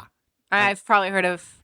Well, at first I was like, oh, I'm doing pretty good. I'm about 50%. I've heard of 50% I hadn't. But then as you kept going on, I was like, that's like 5 in a row. But even the top ones are obscure, like Yes. On Becoming a Guinea Fowl and Ephus, which are movies that we've seen, but no, very few have. Right. There's a lot of conversations about how film culture is getting pretty far away from any kind of mainstream discussion. Now, of course, there's the argument that there's plenty of movies on that list that are probably not available yet for people to watch. Like, for example, No Other Choice. It was only recently in theaters. No Other Choice, we haven't seen it yet. I'm not counting that as a 2025 film because it only was available in the year 2026. Because we live in a secondary theaters. market, San Diego. I don't think San Diego counts as a secondary market. It's just not LA or New York. San Diego is as secondary market as they come, babe, as far as I'm concerned. We have so many theaters. I have the opportunity to see way more movies than, for example, some other family members I have who live in more rural areas. So I think we're pretty lucky, actually, in the fact that we do have some theaters that play limited release runs. But we're not going to be the first place where movies will show up. Yeah, though I think the point is made, some kind of point, whatever it is that I'm getting at, by contrasting these two lists. Now, granted, one is 50 years ago. You had a lot more time to watch We're those talking movies. about movies that have endured. Like, there's no question that Jean Dielman would not have made any list if there had been a Rotten Tomatoes at the time. Like, Jean Dielman wasn't even available in the United States until 1983. There's some dickying going on here. And a lot of these movies that are crowding the top slot in the tomato meter of 2025, it's like when you get a 100% tomato score, there's something a little fishy there. I also Anyways. just don't trust Rotten Tomatoes scores for new movies. Right. I think it needs time for the Rotten Tomatoes score to be reflective of anything. Yeah.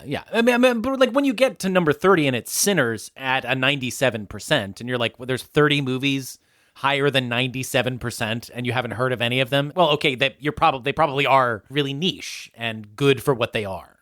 Yeah, and also there's like this brand of film that I call an important film. Yes. Where people are going to feel like they can't say they didn't like it. Sure. Are you saying On Becoming a Guinea Fowl is kind of like that? Yeah, it's on my honorable mentions. Same. So, and I have it there honestly, but it's one of those movies, it's an important film. It's an important film, very well made, but at a certain point I would say the importance crowds out the craft. Sure.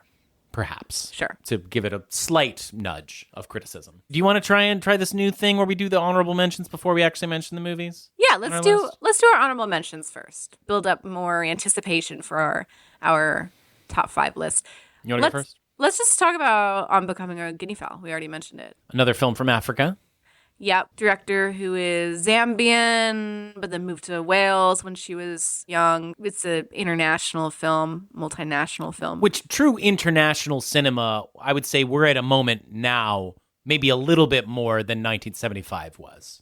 Yes. Like international cinema was a little more dominant in the 60s. Uh-huh. But by the 70s, New Hollywood was really taking center stage. And I would say right now we are at a serious moment of international recognition, especially in the Academy and a lot of the awards bodies, because there's a lot more international members. Oh. So, yeah. And that's great. I'm really loving the international films we're seeing. Unfortunately, I'm just going to tell you right now, for my final list, only one of the films is international, and it's like British or something. So, it's not even interesting international film in the sense of like it being an interesting country. No shade on Britain. It's not an interesting country. It's also, though, just hard to watch the new international films in a timely manner. Like a lot of them, I have this long list of movies I want to see that are international pictures that other people have been talking about, and they're just not available to watch anywhere. So for me personally, I just want to reiterate, I consider something to be a 2025 movie if I had the opportunity to watch it for the first time in 2025. So there's movies that are on other people's lists that are not on mine because I haven't seen it yet, and I will consider it as a 2026 movie if it has a 2026 wide theatrical release in the US. All right, but back to On Becoming a Guinea Fowl. The plot of this is on an empty road in the middle of the night, Shula stumbles across the body of her uncle. As funeral proceedings begin around them, she and her cousins bring to light the buried secrets of their middle-class Zambian family. I thought this movie had an amazing opening. Same. Yeah, that really carries it through a lot. Yes. That's the best part. She's in an amazing outfit. Yeah, she's in this like ridiculous costume. Yeah. Was she at a costume party or something? Kind of straight out of Begonia. Yeah, for real. But yeah, she discovers the dead body of her uncle, and it's just one of those movies that's tackling honoring tradition in a modern era and how that relates to things like misogyny. And it's a movie about sexual assault, although it doesn't show sexual assault. It is still about it, and it's not a feel-good movie. It's a feel-bad movie for the most part. Although I think it ends with like a somewhat of a call to arms. Yeah. A little bit of and a touch note. And a touch that you might say gilds the lily. I know what you mean. Some could argue, but an artistic flourish. Yes. It's definitely doing a cinematic choice. Uh-huh. But yeah, the director, Rungano Nioni, she won the Un Certain Regard Best Director Award at Cannes. I'm sure I'm saying that wrong. And I don't even understand what that means, the Un Certain Regard category, whatever, it doesn't matter. But I really liked the performance of the main actress, Susan Chardy, who plays Shula. Like, she's such a blank face the entire film, like barely giving you anything, but I found her very engaging despite that, or because of that. And I also liked the side character, Nzanza, who was Shula's cousin, and she was played by Elizabeth Chisella. I thought she also gave an excellent performance. All right, another honorable mention. I had a great time with F1. I know it was cheesy, but I thought that was the fun of it. Like the fact that they literally have a part where two men are like, "Come here, you son of a bitch." Like that was just a good time at the cinema. It achieved what it was going for, at least for me. I thought the race car scenes were satisfyingly intense. I thought it was fun. I thought it was okay. Next one. A Nice Indian Boy, I thought was... That was a cute movie. Yeah, right? It's cute. Yeah, I like it. It's a cute little rom-com. Not enough people watched it. The story is Indian guy brings his new boyfriend home to meet his parents, and his boyfriend's white, but has his own personal connection with Indian a white culture. guy who was raised by an Indian couple. Right. Jonathan Groff's in it, plays the white guy. So Plays the white guy. So if you're a Jonathan Groff fan, you will especially love this. It's a great performance. This movie has multiple DDLJ references, which DDLJ stands for, I'm going to butcher this, I'm sorry, but Dilwale Dulhania Le Jayenge. Sorry. It's a famous Bollywood film starring Bollywood royalty Shah Rukh Khan. And so I think that your enjoyment of A Nice Indian Boy will be even more intensified if you first watch DDLJ. And I say that because everybody should watch DDLJ anyways. It's such an iconic, fun movie. So go watch DDLJ if you haven't seen it. Just Google DDLJ Bollywood and the title will pop up.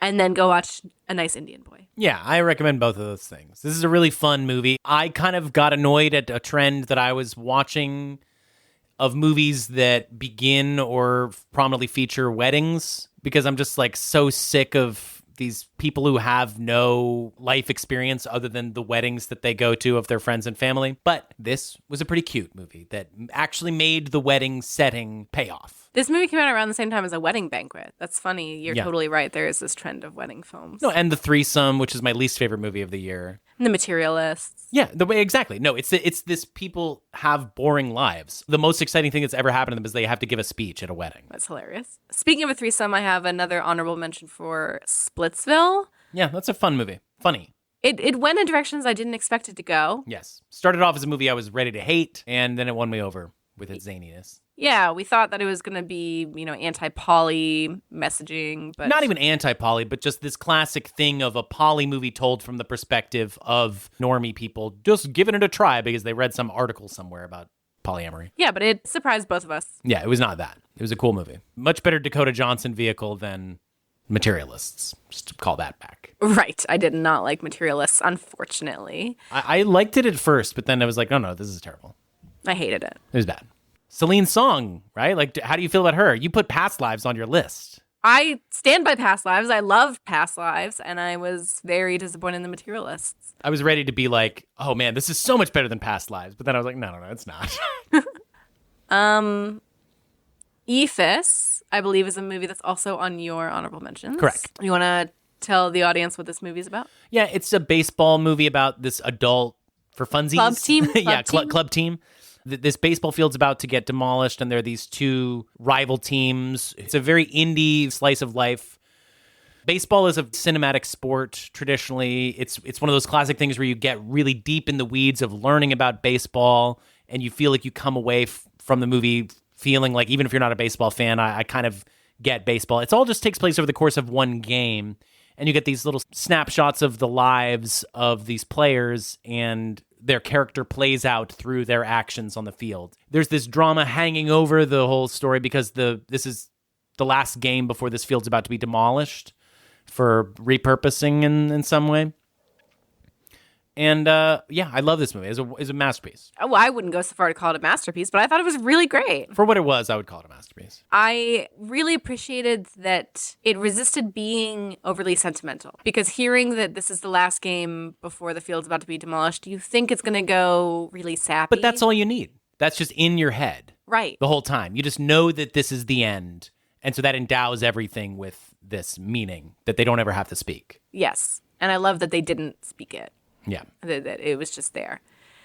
It's amazing to me how much I don't know what they're talking about, but you fully get it. You fully get what the significance of that last play was because of how they set it up, even though you don't really know any of the things that they said to set up why it has this stakes.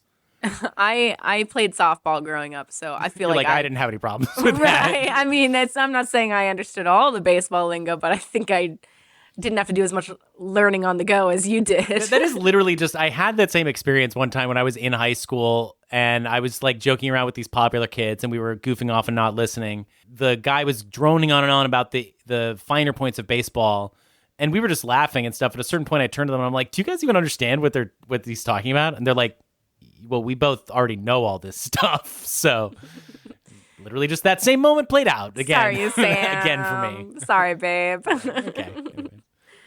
Another honorable mention, Sinners. It was great. An honorable mention for me. Is not? Didn't quite make my honorable mention. It's a good movie. It's a great movie. I thought it was a lot of fun. A lot of fun. Cool movie. I'm very impressed. I do want to say about Sinners, though, it was definitely not going to make my list because I really don't like when they have one actor play two people. Well, okay, I'll eat my shoe in a second when we actually get to my list, but I usually don't like when there's one actor playing two people. Well, especially what I really don't like is one actor playing two people who are in the same scene. So they are talking to nobody. I don't like that. I think it's really empty, and I was not impressed with Michael B. Jordan's performance. I mean, he's not an actor that we look for dropping into vastly different characterizations. Yeah, but I thought for me that really took the movie down a notch. But I did think it was a great movie and a lot of fun, and I'm sure it'll be one that is fun to revisit later on. Yeah, I mean, for me, it's like, I'm just not a vampire. We can talk about the narrative of this movie if we want to talk about year trends and narratives and stuff, because it was a part of this Warner Brothers story and a part of this giving, some bean counters would say, too much money and too much control to these auteurs and artists. And I really respect Ryan Coogler. I love his work. He is a little bit more of a mainstream filmmaker than I tend to gravitate towards. And his passion project being, I just want to tell about vampires. It's like, well, I mean, I've seen vampires a little bit, is kind of my take. Sure. So it's not as exciting to me as something else that I can imagine him doing. I still see a certain calculated, he needed to Trojan horse in the themes that he wanted to talk about with this somewhat recognizable genre trappings. That said, though, the town and the world building that he creates, the art direction, the set design, I really responded to a lot of that stuff. The casting, generally great. Haley Steinfeld was awesome in it. I love the weird continuum of the blues sequence that you get in the middle. Okay, my final honorable mention for 2025 is Hamnet. I know that Sam will vehemently disagree with me about this being an honorable mention. Did you say vehemently? Isn't... I knew you were gonna. I'm sorry. Me. Just keep going. What is it? Vehement. Vehemently. I'm sorry. We're both. This has been an exhausting recording. Our neighbors are always freaking say this. Our neighbors are being fucking cave people. They are right now. I didn't love all of Hamnet. but some moments I loved. And so that's why it's an honorable mention for me. Towards the end, when she's at the theater and she holds hands with the actor, that part to me, I loved it so much. And then immediately afterwards, I thought it went too over the top, annoying.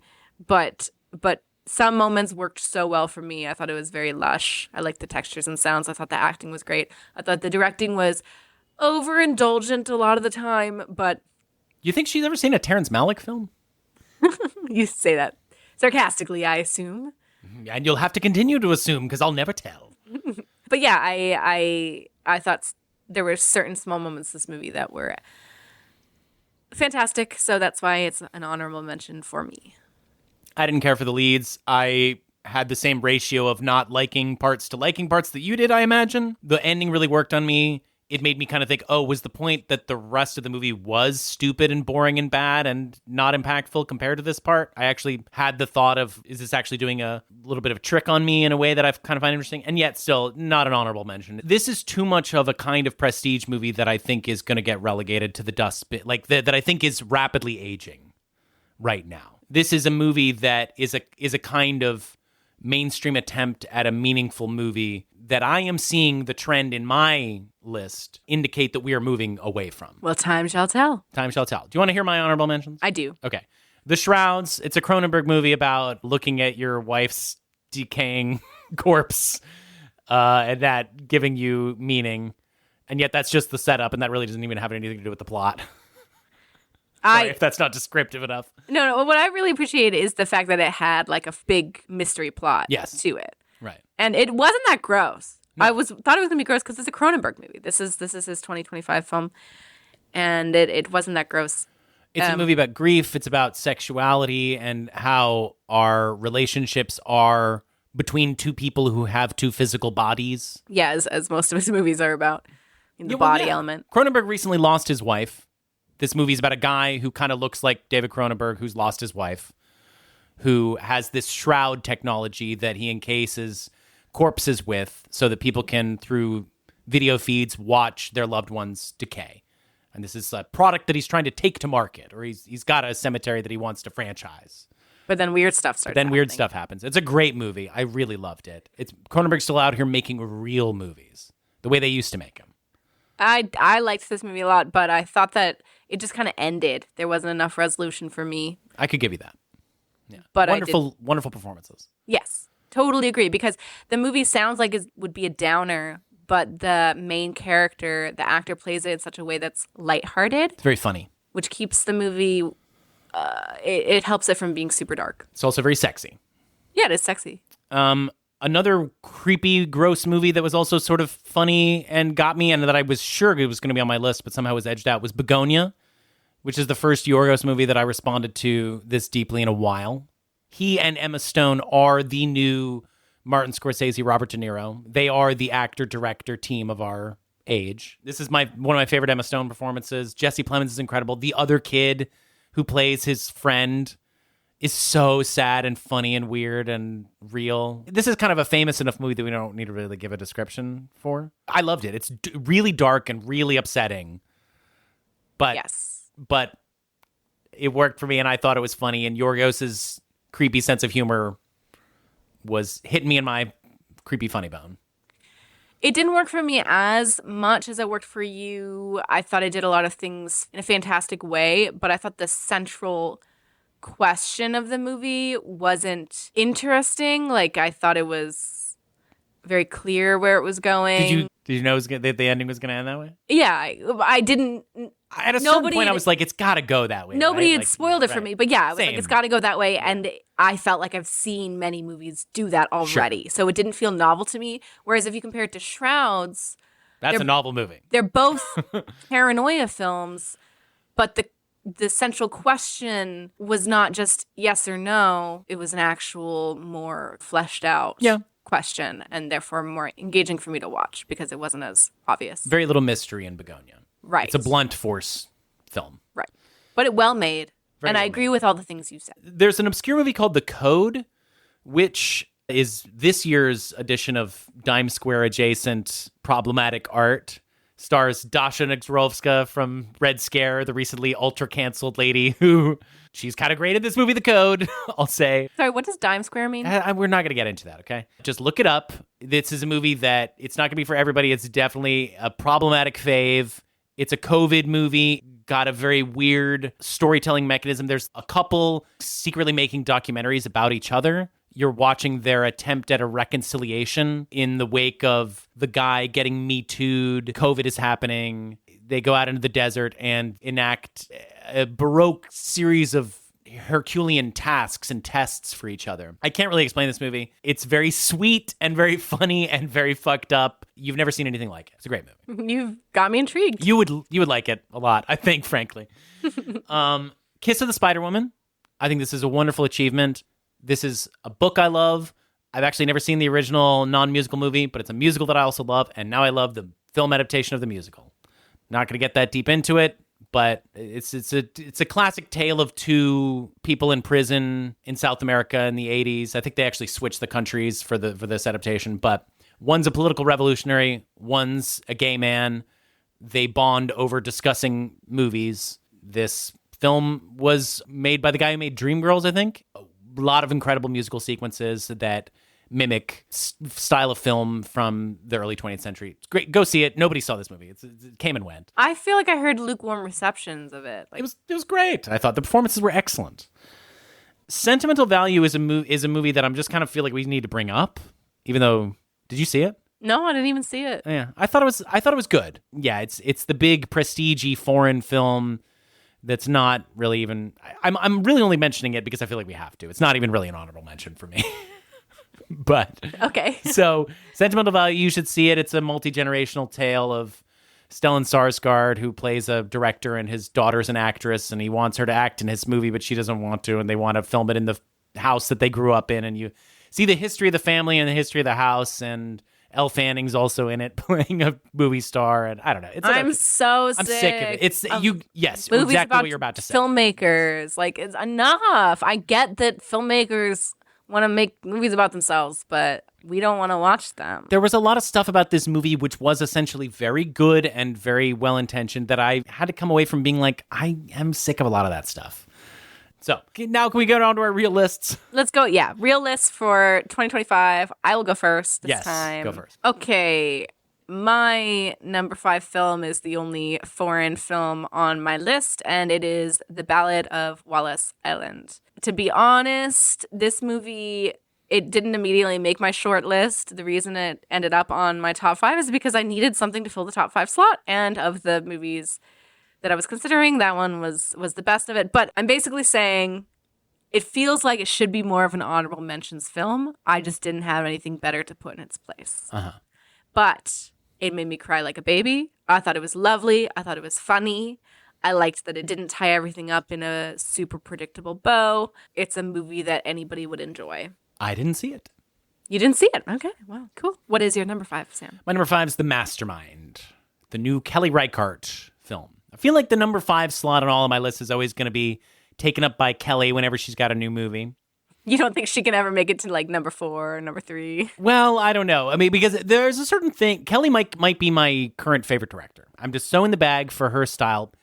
And yet I do find myself forgiving some stuff with her. Sure.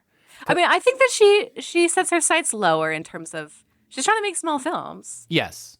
She's trying to make small films. She is a rambler and a shambler. Like, her movies defy structure. She doesn't want ever to go for the easy story choice, and she would rather just sit in behavior and her characters. Yeah, it's a character study, right? And this is also a kind of a character study where you're not actually knowing what's going on with the main guy. So it's Josh O'Connor, who is one of the key actors of right now, I would say. He's figured out his star persona, which is we want you to be a doofus and we want you to have a beard. What else has he been on recently? He's in Wake Up Dead Man, but Challengers, I think, was the movie that kind of broke him as a movie star last year, and he was very doofus and very bearded. This is a movie about him. He's a father and an out-of-work carpenter or something. Lives in a small town outside of Boston, isn't it? It's 1970. He's a little bit bored with his life. His wife is Alana Haim, who's finally back in movies a little bit. She's in 2 movies this year. And he gets it in his head that he wants to steal some paintings from a small museum, some abstract works, not of particular note or that are particularly famous, but we're talking about he plans an art heist at a small museum that has like one security guard. Again, it's 1970, so they're not even having stuff like metal detectors or anything. And he plans a ramshackle art heist with some local guys who it's difficult to see how much any of them really care about art. Title is, I think, meant to be somewhat ironic because it's a kind of a dumb heist. Is right. The point? Because it doesn't go well. Right. It's the idea is like art crime, the most classy, sophisticated version of crime being perpetrated by a guy who you could read as just a bored suburbanite who wants to participate in the counterculture. You know? I actually have a theory, and I'm probably wrong. I'm probably wrong. I don't think it's giving anything away by saying this, but sorry if it annoys people hearing this theory. But my theory is that maybe he is not actually the one who came up with the idea to steal the art, and the title is a bit of a clue into that, saying it's the mastermind, because they mentioned that he maybe was going to sell the art to this professor who's going to be like his old art school professor who was going to be the fence. And so my theory is that the professor is actually the mastermind behind it all, and that the main guy is just the middleman, and it's more of a investigation into what it's like for the middle guy who's stuck in this criminal plan. But there's not much in the movie to suggest that's the case. That's just my personal take. There's no question that he is not actually the mastermind. He's not a mastermind. Yes. I just want to say that movie, in my opinion, the plot was a little too light for me, but I did think it was a good movie. Yeah, I can understand that. For me, it's a vibes-based thing. It's a Kelly upping her game with a bigger project, a period piece that stars a big actor. Incredible soundtrack. Okay, my number 4 film is Twinless, and this is a movie that Sam had seen and told me was excellent. And then I went and saw it, and I loved it. And I thought it was really funny. I thought the script was really smart. Amazing performance from the main guy. Dylan O'Connor. Dylan O'Brien. Josh O'Connor, Dylan O'Brien. These are probably my 2 favorite actors right now. Okay. He was in Teen Wolf. So, yeah. Anyways, really excellent. He is doing a great job playing 2 characters. But I think the key thing is they're not in the same scene talking to each other. But also, it's just a much better acting in general compared to... Those characters are different enough that it would be kind of weird to see them interact. Right. All I'll say about the plot is it's about 2 guys who meet at a support group for people who've lost their twin, like whose twin has died. Yeah, if you haven't ever checked out the subreddit r/twinless twins, this is one of the saddest, darkest corners of the internet to engage with. It's the people who have lost their twin. There's a line in the movie, I'll give this away. Lauren Graham from Gilmore Girls plays their mother. And she has a whole speech where she talks about, everyone always tells you losing a child is the worst thing that can happen to somebody. And she says, maybe it's not. And that's kind of what imagine if it's like you. Now, Sam saying that makes it sound like it's a really depressing movie to watch, but it's a dark comedy. It's very funny. It's right. And it surprises you. It's highly watchable. I laughed, I cried, was my experience. Yeah. Now, it ultimately didn't make my list. A number of more epic, big scale projects edged out this kind of small tale, which was written and directed by its star, too, James Sweeney, who was also very good in the film. Yes. I will say this movie I think was higher up on my list, but then somebody pointed out to me the plot is very similar to a TV show, and I won't say which TV show because then it'll give something away, but it's very similar to a TV show that exists, so it got dinged a little bit. A great movie, an underseen film. Some people kind of hate it. Really? Yeah, some people find it like a real turnoff. David Sims gave it like 1 star and said this is horrid or quite horrendous. Well, that's crazy. I know. I don't understand. I don't understand how it can rub somebody that wrong. It's very gay and also very sexual. But also very straight, too. It's got some straight sex and it's got gay sex, and it goes for it and showing both. Yes. Yeah, I recommended it to somebody who told me they had never seen gay sex before. And it shocked them. And I'm like, well, you should probably watch some more stuff. Yeah, now he's seen it. I'm glad one of us had it on our list. What is your number 3 or number 4? Number 4 is The Secret Agent. A film I have not yet seen, and a film I might argue may not be considered a 2025 movie by my standards because I don't think it was available in theaters in San Diego in 2025, but I'll give it to you. No, it was. It definitely was. I'm positive that it had been Okay, available. never mind. All right, tell us about it. Just to litigate that for a second, can it go both ways? Like, if I was on vacation in New York and happened to see a movie that wasn't available in San Diego, shouldn't we allow that in? Isn't it more just like you're allowing movies from last year in? If I did see the movie that was released within the calendar year of 2025, yes, yeah, we should allow it no matter what. Yes, but you saw it in 2026. It's just that this episode. But it was available in 2025. Yes, correct. Okay, another epic, another 70s period piece. The lead guy, Wagner Moura, kind of actually looks, he's styled similarly to Josh O'Connor in The Mastermind. They both have beards. They're looking confused. This is a Brazilian tale of intrigue. Calling it The Secret Agent implies a certain level of an espionage film, which it's not quite. This is another one of these multi-generational stories stretching back in time. You've got this guy going underground in 1970s Brazil, but he's not exactly a political dissident. It's kind of unclear as exactly what he's trying to do at all. And it's a movie about the unknowability of our own actions, even to those closest to us. It's got magic, like magical realism. It has a lot of plot points referencing the film Jaws, just to tie that in. It's got crime. It's got sex. It's got a lot of storytelling. There are these characters who are listening to these tapes from the 70s now. It's an epic, beautiful tale of the weirdness of trying to find your place in the world, both politically and within your social group and your family. And there's a weird cat that's a Siamese twin cat. It's got 2 faces. It's crazy. I'm excited to watch it. Yeah. My number 3 movie of 2025 is Caught Stealing. Mm-hmm. Black comedy crime thriller by Darren Aronofsky. Austin Butler plays a former star baseball player turned bartender who unwittingly runs afoul of New York City's criminal underbelly while pet sitting for his neighbor. It's definitely a throwback film towards the 90s era, I guess. Yeah, and it's a Darren Aronofsky film. And there's sort of some subtle allusions to his 1998 breakout movie Pi in it. So which I haven't seen. It's kind of almost him calling back to his own past. I thought that at times it was a little over the top and silly and had some cheesy payoff moments regarding him being a baseball player that weren't always my favorite thing. But overall, I thought it was a really cool movie. I loved the set design. One of my biggest complaints about The Materialists is we see Chris Evans, who's supposedly poor and lives in this shitty apartment, but it looks like such a fake shitty apartment. Whereas Caught Stealing, it looks actually nasty in his apartment. I just thought the set design was great.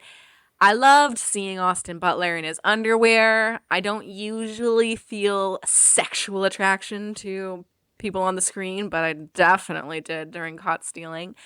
Very much enjoyed that aspect of it. Not to be creepy, but yeah, I thought it was a cool movie.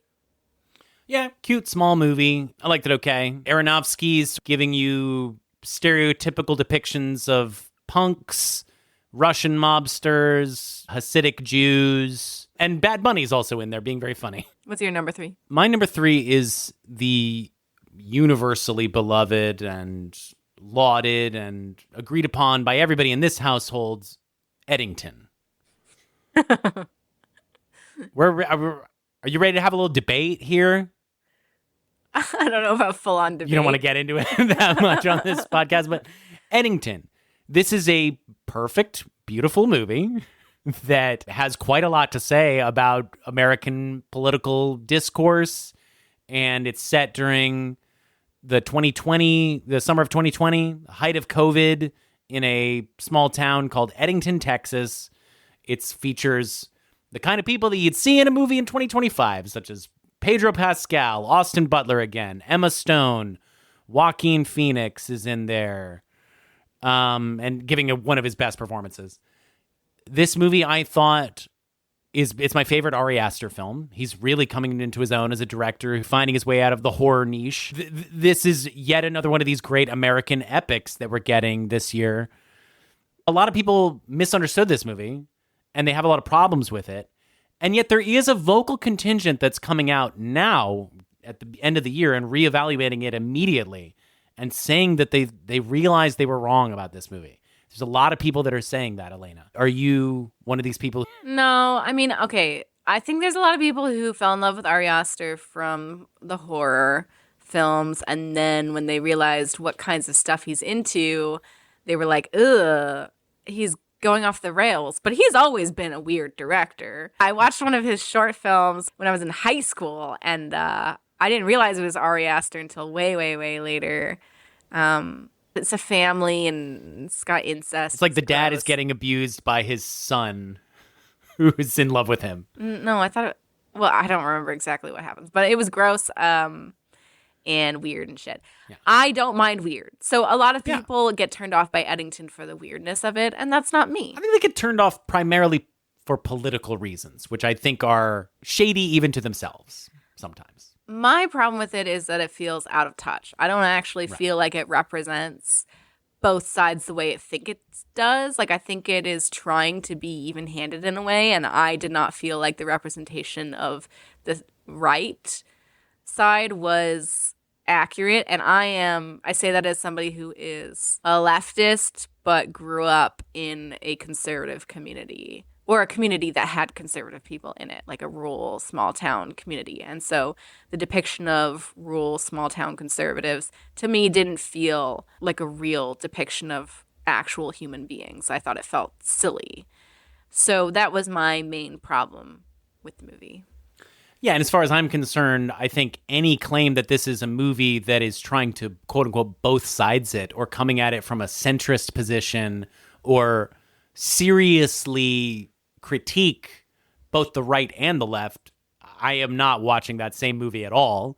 I think that it is accurately depicting foibles to both sides, but firmly coming down on the side of, no, but the right is full of psychos who are, yeah, sure, maybe they have their lovable human moments, but ultimately they are the villains. If you're going to say, like, oh, it's actually condescending to poor people, which I think it is. I guess I could understand that. But if you're trying to say that it's critiquing both sides equally, I don't think so. Okay, well, here's the thing. You don't remember me it. saying it's like attempting to critique both sides equally, that's me throwing in a bone, because if it's not even attempting to do that, then I don't think it's that interesting to show both sides the way it does. Like, it just feels like an obvious thought to have. So why put it in a movie? But this, right, you see, now we get into a weird thing where a lot of people seem to think that the movie, it's like, okay, it says this about the way that leftists are and this about the way that the right is. Okay, so what? And to me, I say, so okay, that's a movie about that. It's a depiction of reality. It's heightened. You understand where everybody's coming from. Why can't a movie just accurately describe something about the way we live in America right now? But it's not accurately describing it. I don't think it represents the conservatives correctly. It's just like doing this weird straw man thing. I don't mean to sound like I'm like defending the right. Again, I'm leftist, but I think most people who are critiquing it come at it from the opposite perspective, which is that they think it's too critical of the left. Right, and that's not my problem with it, to be clear. Yeah, so then it's like I'm kind of arguing with you against the opposite perspective that you're saying. Yes. So, anyways, see Eddington. I love this fucking movie. A lot of people are coming around on it. It's kind of having an immediate reclamation a la Babylon. I think this movie will go on as to be one of the great movies of the 2020s. And I disagree. Without a question. I disagree, but as will all of the rest of my picks, by the way. I respect your opinion. I mean, all the remaining picks that I haven't mentioned yet, I am saying I think will go on to be key texts of this era in film. But what is your number 2? My number 2 is Weapons. It was a blast to watch in theaters. The audience was gasping and laughing, and I had a great time. It was funny. It was scary. I think that a lot of horror films, once they show the scary thing, it really takes the teeth out of the rest of the movie, but I think this movie did an amazing job of understanding where the soul of the film is, and in my opinion, the soul of the film was the young boy and his central struggle in the movie. That allowed the story to remain super interesting throughout the whole runtime. I thought it did a really great job of utilizing the cinematic art form. There's this one scene where there's something scary happening or there's suspense that's built just from the audio alone. There's off-screen action where a character opens a car door, and just that sound of somebody opening a car door had the whole theater gasping. And I think that's a really impressive thing to pull off and a great use of the cinematic technique. So yeah, I thought it was wonderful. A brilliant follow-up to Barbarian from director Zach Kreger, one of the whitest kids you know, who's now, he seems like he can write his own ticket with this movie. I loved Weapons, too. Didn't make my list, but a movie that made me feel like I was watching a movie from 20 years ago. And that's a high compliment, and I'm trying to pay it. It made me feel like I was back in 2007. What is your number 2? My number 2 is a little obscure film called One Battle After Another. Very obscure. Is this the worst title of a major film in recent memory? Well, I don't like the title that much, but it does stick in your head. Yeah, it does. I don't like that they say it during the movie. Yeah. Bugged me so much. You didn't put this movie on your honorable mentions? Or, or anything? I knew it was going to be on your list. Okay, so you consider it an honorable mention at the very least of the year? It would be an honorable mention for sure. For me. We don't need to get that into praising this movie. This is obviously a movie that I think nobody needs me to explain will be considered one of the cinematic achievements of its era. I agree with that as somebody who didn't put it on my list, but I agree with that. And yet it was a little bit, not quite disappointing for me, but so it's directed by Paul Thomas Anderson, who's probably like the greatest director alive right now. Would you agree? The greatest in a sort of general sense. Yeah. And this is him proving it on a different scale than he's done before. This is a $150 million movie starring a movie star that's an epic. Yeah, I think him and, sorry to piss people off, but Tarantino are the two duking it out. I would probably agree. I think that this is him, like, I came out of this with a similar feeling as Licorice Pizza. Now, Licorice Pizza, I think, is one of my least favorite Paul Thomas Anderson movies. And this, I would say, while not one of my favorites, is solidly in the extremely good second tier of PTA's work for me. Yeah. The feeling that I had that was similar coming out of both of them was, I think he's a little bit less assured than he was in the previous period.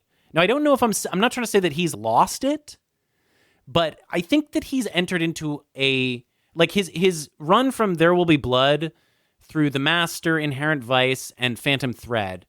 Whatever you would think about each movie individually, he was really ascended to the mountaintop at that point. And he was like, I am a master.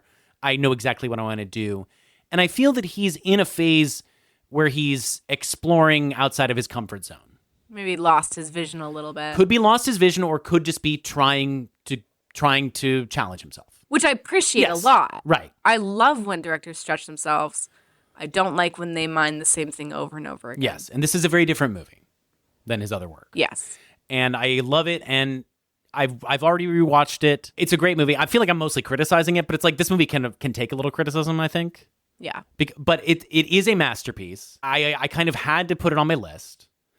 It's a movie that like I constantly walk out feeling like that was not a 5-star movie, and yet I can't help but give it 5 stars every time I rate it. You know? Yeah. It just is very powerful. A lot of these movies have great soundtracks too, by the way. I think I'm becoming a soundtrack person. Look at you. I'm listening to some soundtracks a little bit more. But again, this is kind of a mid Johnny Greenwood score, I would say, but already iconic. So this is a movie that's just kind of already ascended to the presidency. It's a picture hanging on our walls already. It has amazing performances. Leo is such a gift. I love that he's settled into this comedic era in terms of his acting. Yeah. Obviously, he's amazing. Sean Penn doing a great job. Probably going to get a 3rd Oscar. Benicio del Toro was great. Tiana Taylor, Chase Infinity, Regina Hall, all great. I do think it's a great movie. A great film, yeah. So my number one film of 2025 is one that some people might be like, no, that's a 2024 movie. But no, it wasn't in theaters in San Diego until 2025, okay? So my number one movie is The Brutalist. And this is a film that I feel like it got a lot of buzz at a certain point and then just got swept under the rug during Oscar season and nobody talks about it anymore. Well, because Adrian Brody gave an insufferable speech that made everybody want to forget about this movie's existence. Yes, that, and then it coming out that AI was used to help with the vocal performances in other languages. I think that also harmed it. I don't know. I think maybe that's an okay reason to use AI, but I am anti-AI in art usually. The Brutalist, in the middle of the intermission, because this movie does have an intermission, I thought to myself, I'm watching a masterpiece. And I have not felt that before in movies for a new movie I see in theaters. And maybe it's because there aren't intermissions, and so I don't have the time to take stock of the film as I'm watching it. But I just felt like I was watching something that was an instant classic. It was lush, it was beautiful, it looked so great on film. I thought it was a really cool way of indicating that it was shot in film in the beginning. It was epic. And the movie really was for me in the sense that it is clearly a take on The Fountainhead, where that's a book by Ayn Rand, where the first half is just doing The Fountainhead, but then the second half is inverting The Fountainhead and criticizing it. And I love both halves. I love that it's doing both of those things. I have a complicated relationship with The Fountainhead. I don't know, I really enjoyed everything this movie did. I love this movie. It's got a lot to recommend it. Adrian Brody's great. Guy Pearce is great. I don't know how much I can talk about this movie. It's from a million years ago. Okay, I don't. My takes are all dried up. Maybe you should have written them down. Maybe I should have, but no, a great movie from another part of my life. I think it's fallen to the wayside a bit too much, and I think it is worthy of being picked up again. Yeah, you're bravely doing that. It's number 1 slot on your 2025 list. It's the most epic of all the movies on my list. Yeah, but so is this your favorite movie, I guess, over the last 3 years? I think so. Yeah. Well, I mean, but then Wicked and Flow. So wait, so would it not have... I don't know. They're really hard to compare. They're so hard to compare.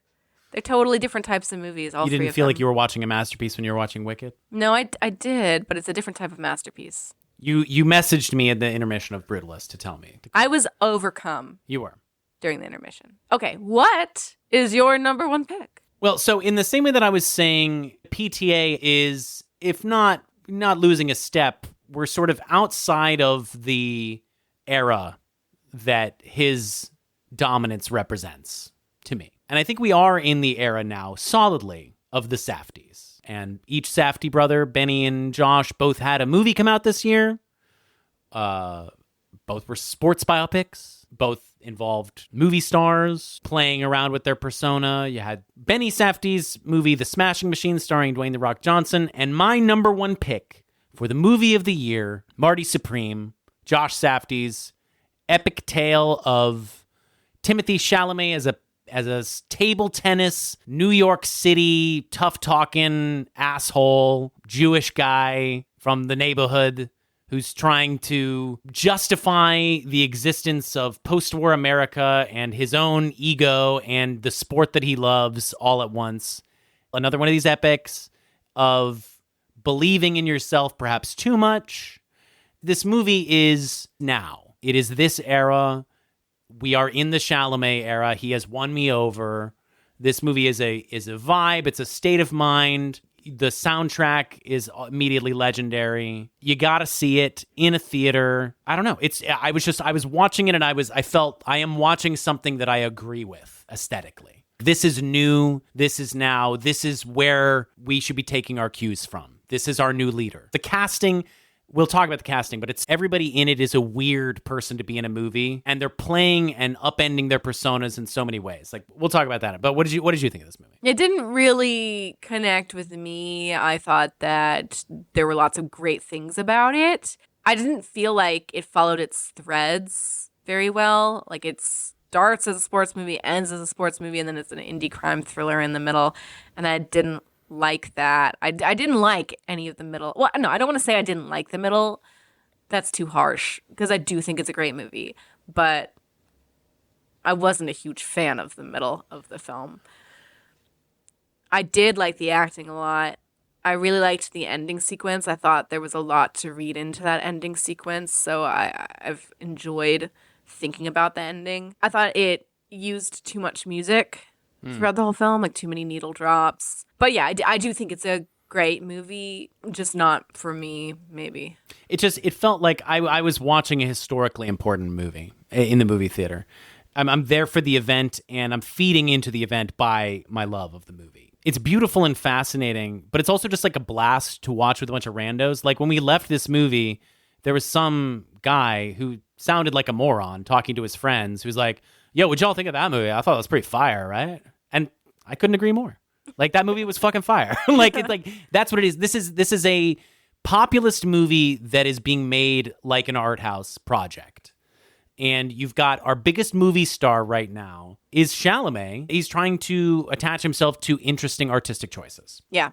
And he's swinging for the fences, and I respect He's going to that. win an Oscar.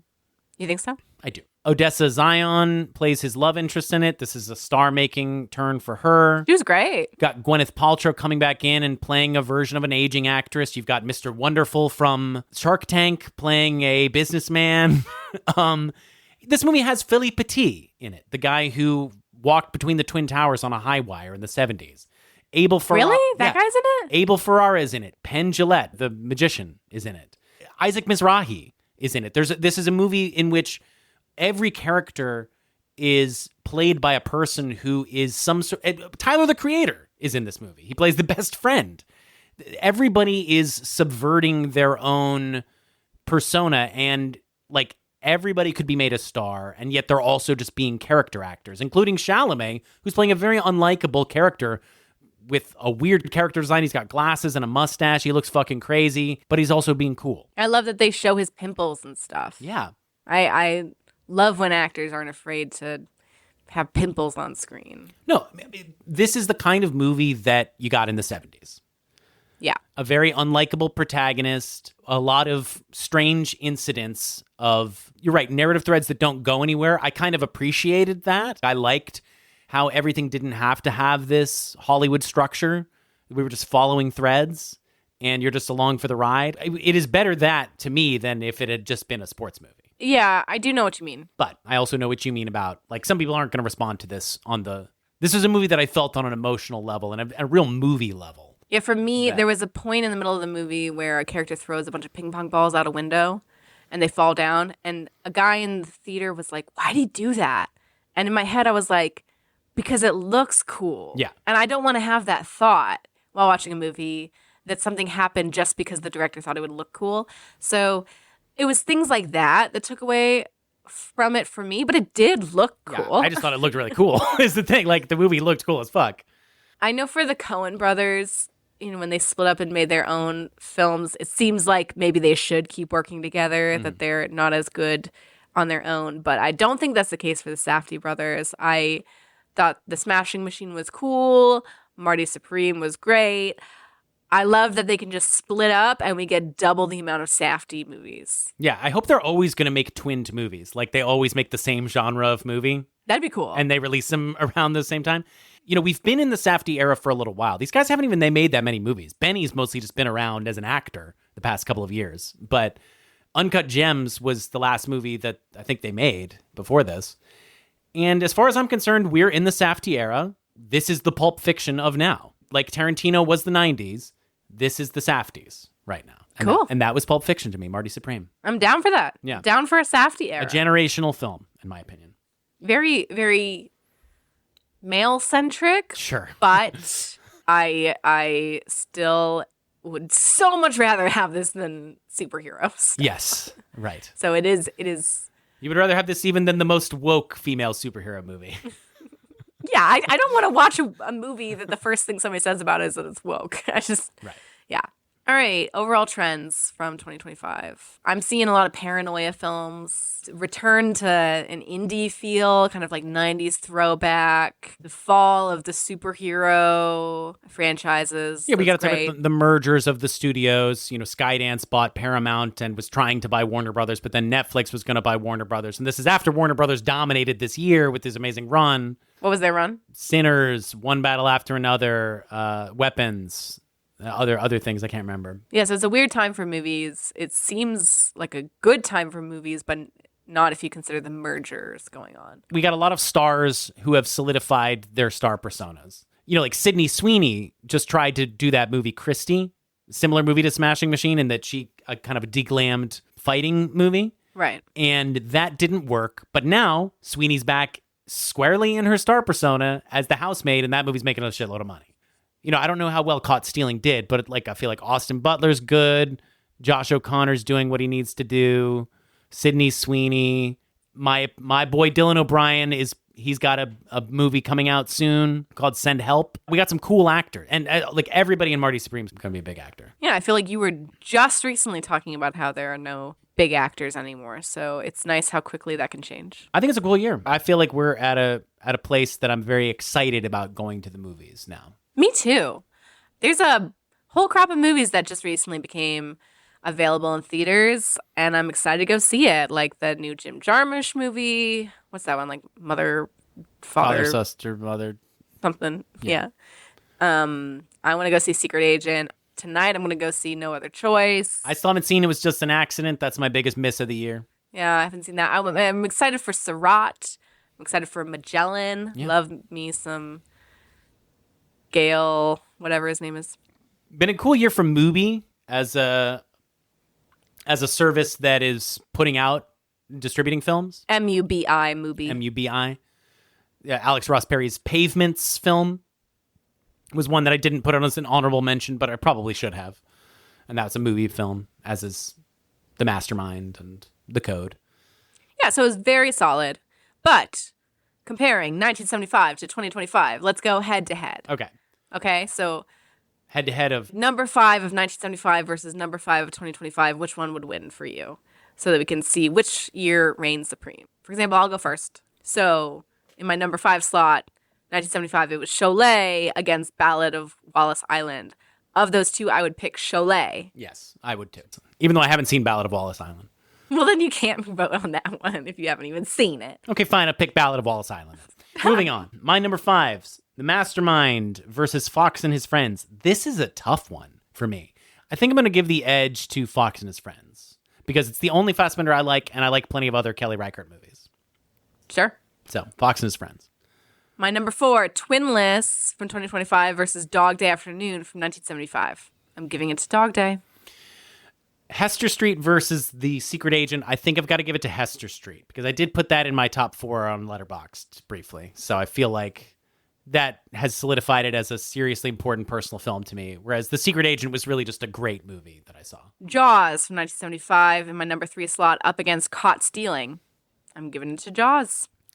Barry Lyndon versus Eddington. That's weird. That is tough. Because, one is a movie that I respect so much that I love it, and the other movie is that I kind of just love it so much that I respect it. I guess I'm giving it to Barry Lyndon, though, because it would be kind of crazy, because Eddington is a weird movie, and Barry Lyndon is a masterpiece. As Eddington is also a masterpiece, but... Okay, number 2, Dersu Uzala versus Weapons. This feels like a little bit more of a balanced head-to-head thing compared to my other, the rest of my list so far, but I am definitely giving it to Dersu Uzala. As I am, too, against One Battle After Another. You're giving it to Dersu Uzala? Yeah, I mean, that's One Battle After Another I walked out of and had my weird feeling in my stomach, even though Dersu Uzala, I think the first thing I said was, that was a fucking movie when we finished it. So yeah, that's one of the great movies. And then the number 1 slot, Rocky Horror Picture Show versus The Brutalist. This one's weird because there's such different types of films, and I love them for totally different reasons, but I'm going to give it to Rocky Horror Picture Show. And my favorite film of all time, Nashville, beats out my only 7th or 8th favorite film of all time, Marty Supreme. God, I thought that I loved my 2025 movies, but now you're making me just realize that 1975 still eats their lunch. No, that's the thing. That's why these head-to-heads are important, because I think both of us picked 1975 across the board. Yeah. And for me, it wasn't really much of a question. You had a little bit more hesitancy as you were considering. Yeah, but maybe I was just trying to do that. So, look, I'm sure y'all saw this coming, but 1975 wins because it is objectively one of the best years in cinema. The house always wins. That concludes another exciting New Hollywood adventure. Thank you all so much for listening. Don't forget to subscribe to Kill Your Idols on the podcatcher of your choice. Please take the time to leave a rating or a review. It is extremely helpful for small podcasts like ours. We We'd love to hear from you, so please reach out to us on Instagram or send us an email to kailyouриdols@gmail.com. We want to say thank you to the Illuminator for our logo and thank you to ourselves for everything else. Please join us next episode. We will be kicking off the new year by honoring those who have passed away the previous year. So we are going to be doing a series of episodes focusing on people, filmmakers from the new Hollywood era, like actors, directors, etc., who have died in 2025. So our next episode, we will be honoring Robert Redford by covering his directorial debut, Ordinary People. Hey, Peter Fonda. How did we do? We blew it. Marlon Brando, Ellen Burstyn, Robert Evans, and Shelley Duvall. Sad endings 'cause of Watergate and Vietnam. Never thought I'd be so happy to see the old studio systems fall. New Hollywood. Weren't those movies good? New Hollywood. Weren't those movies generally good? Generally good.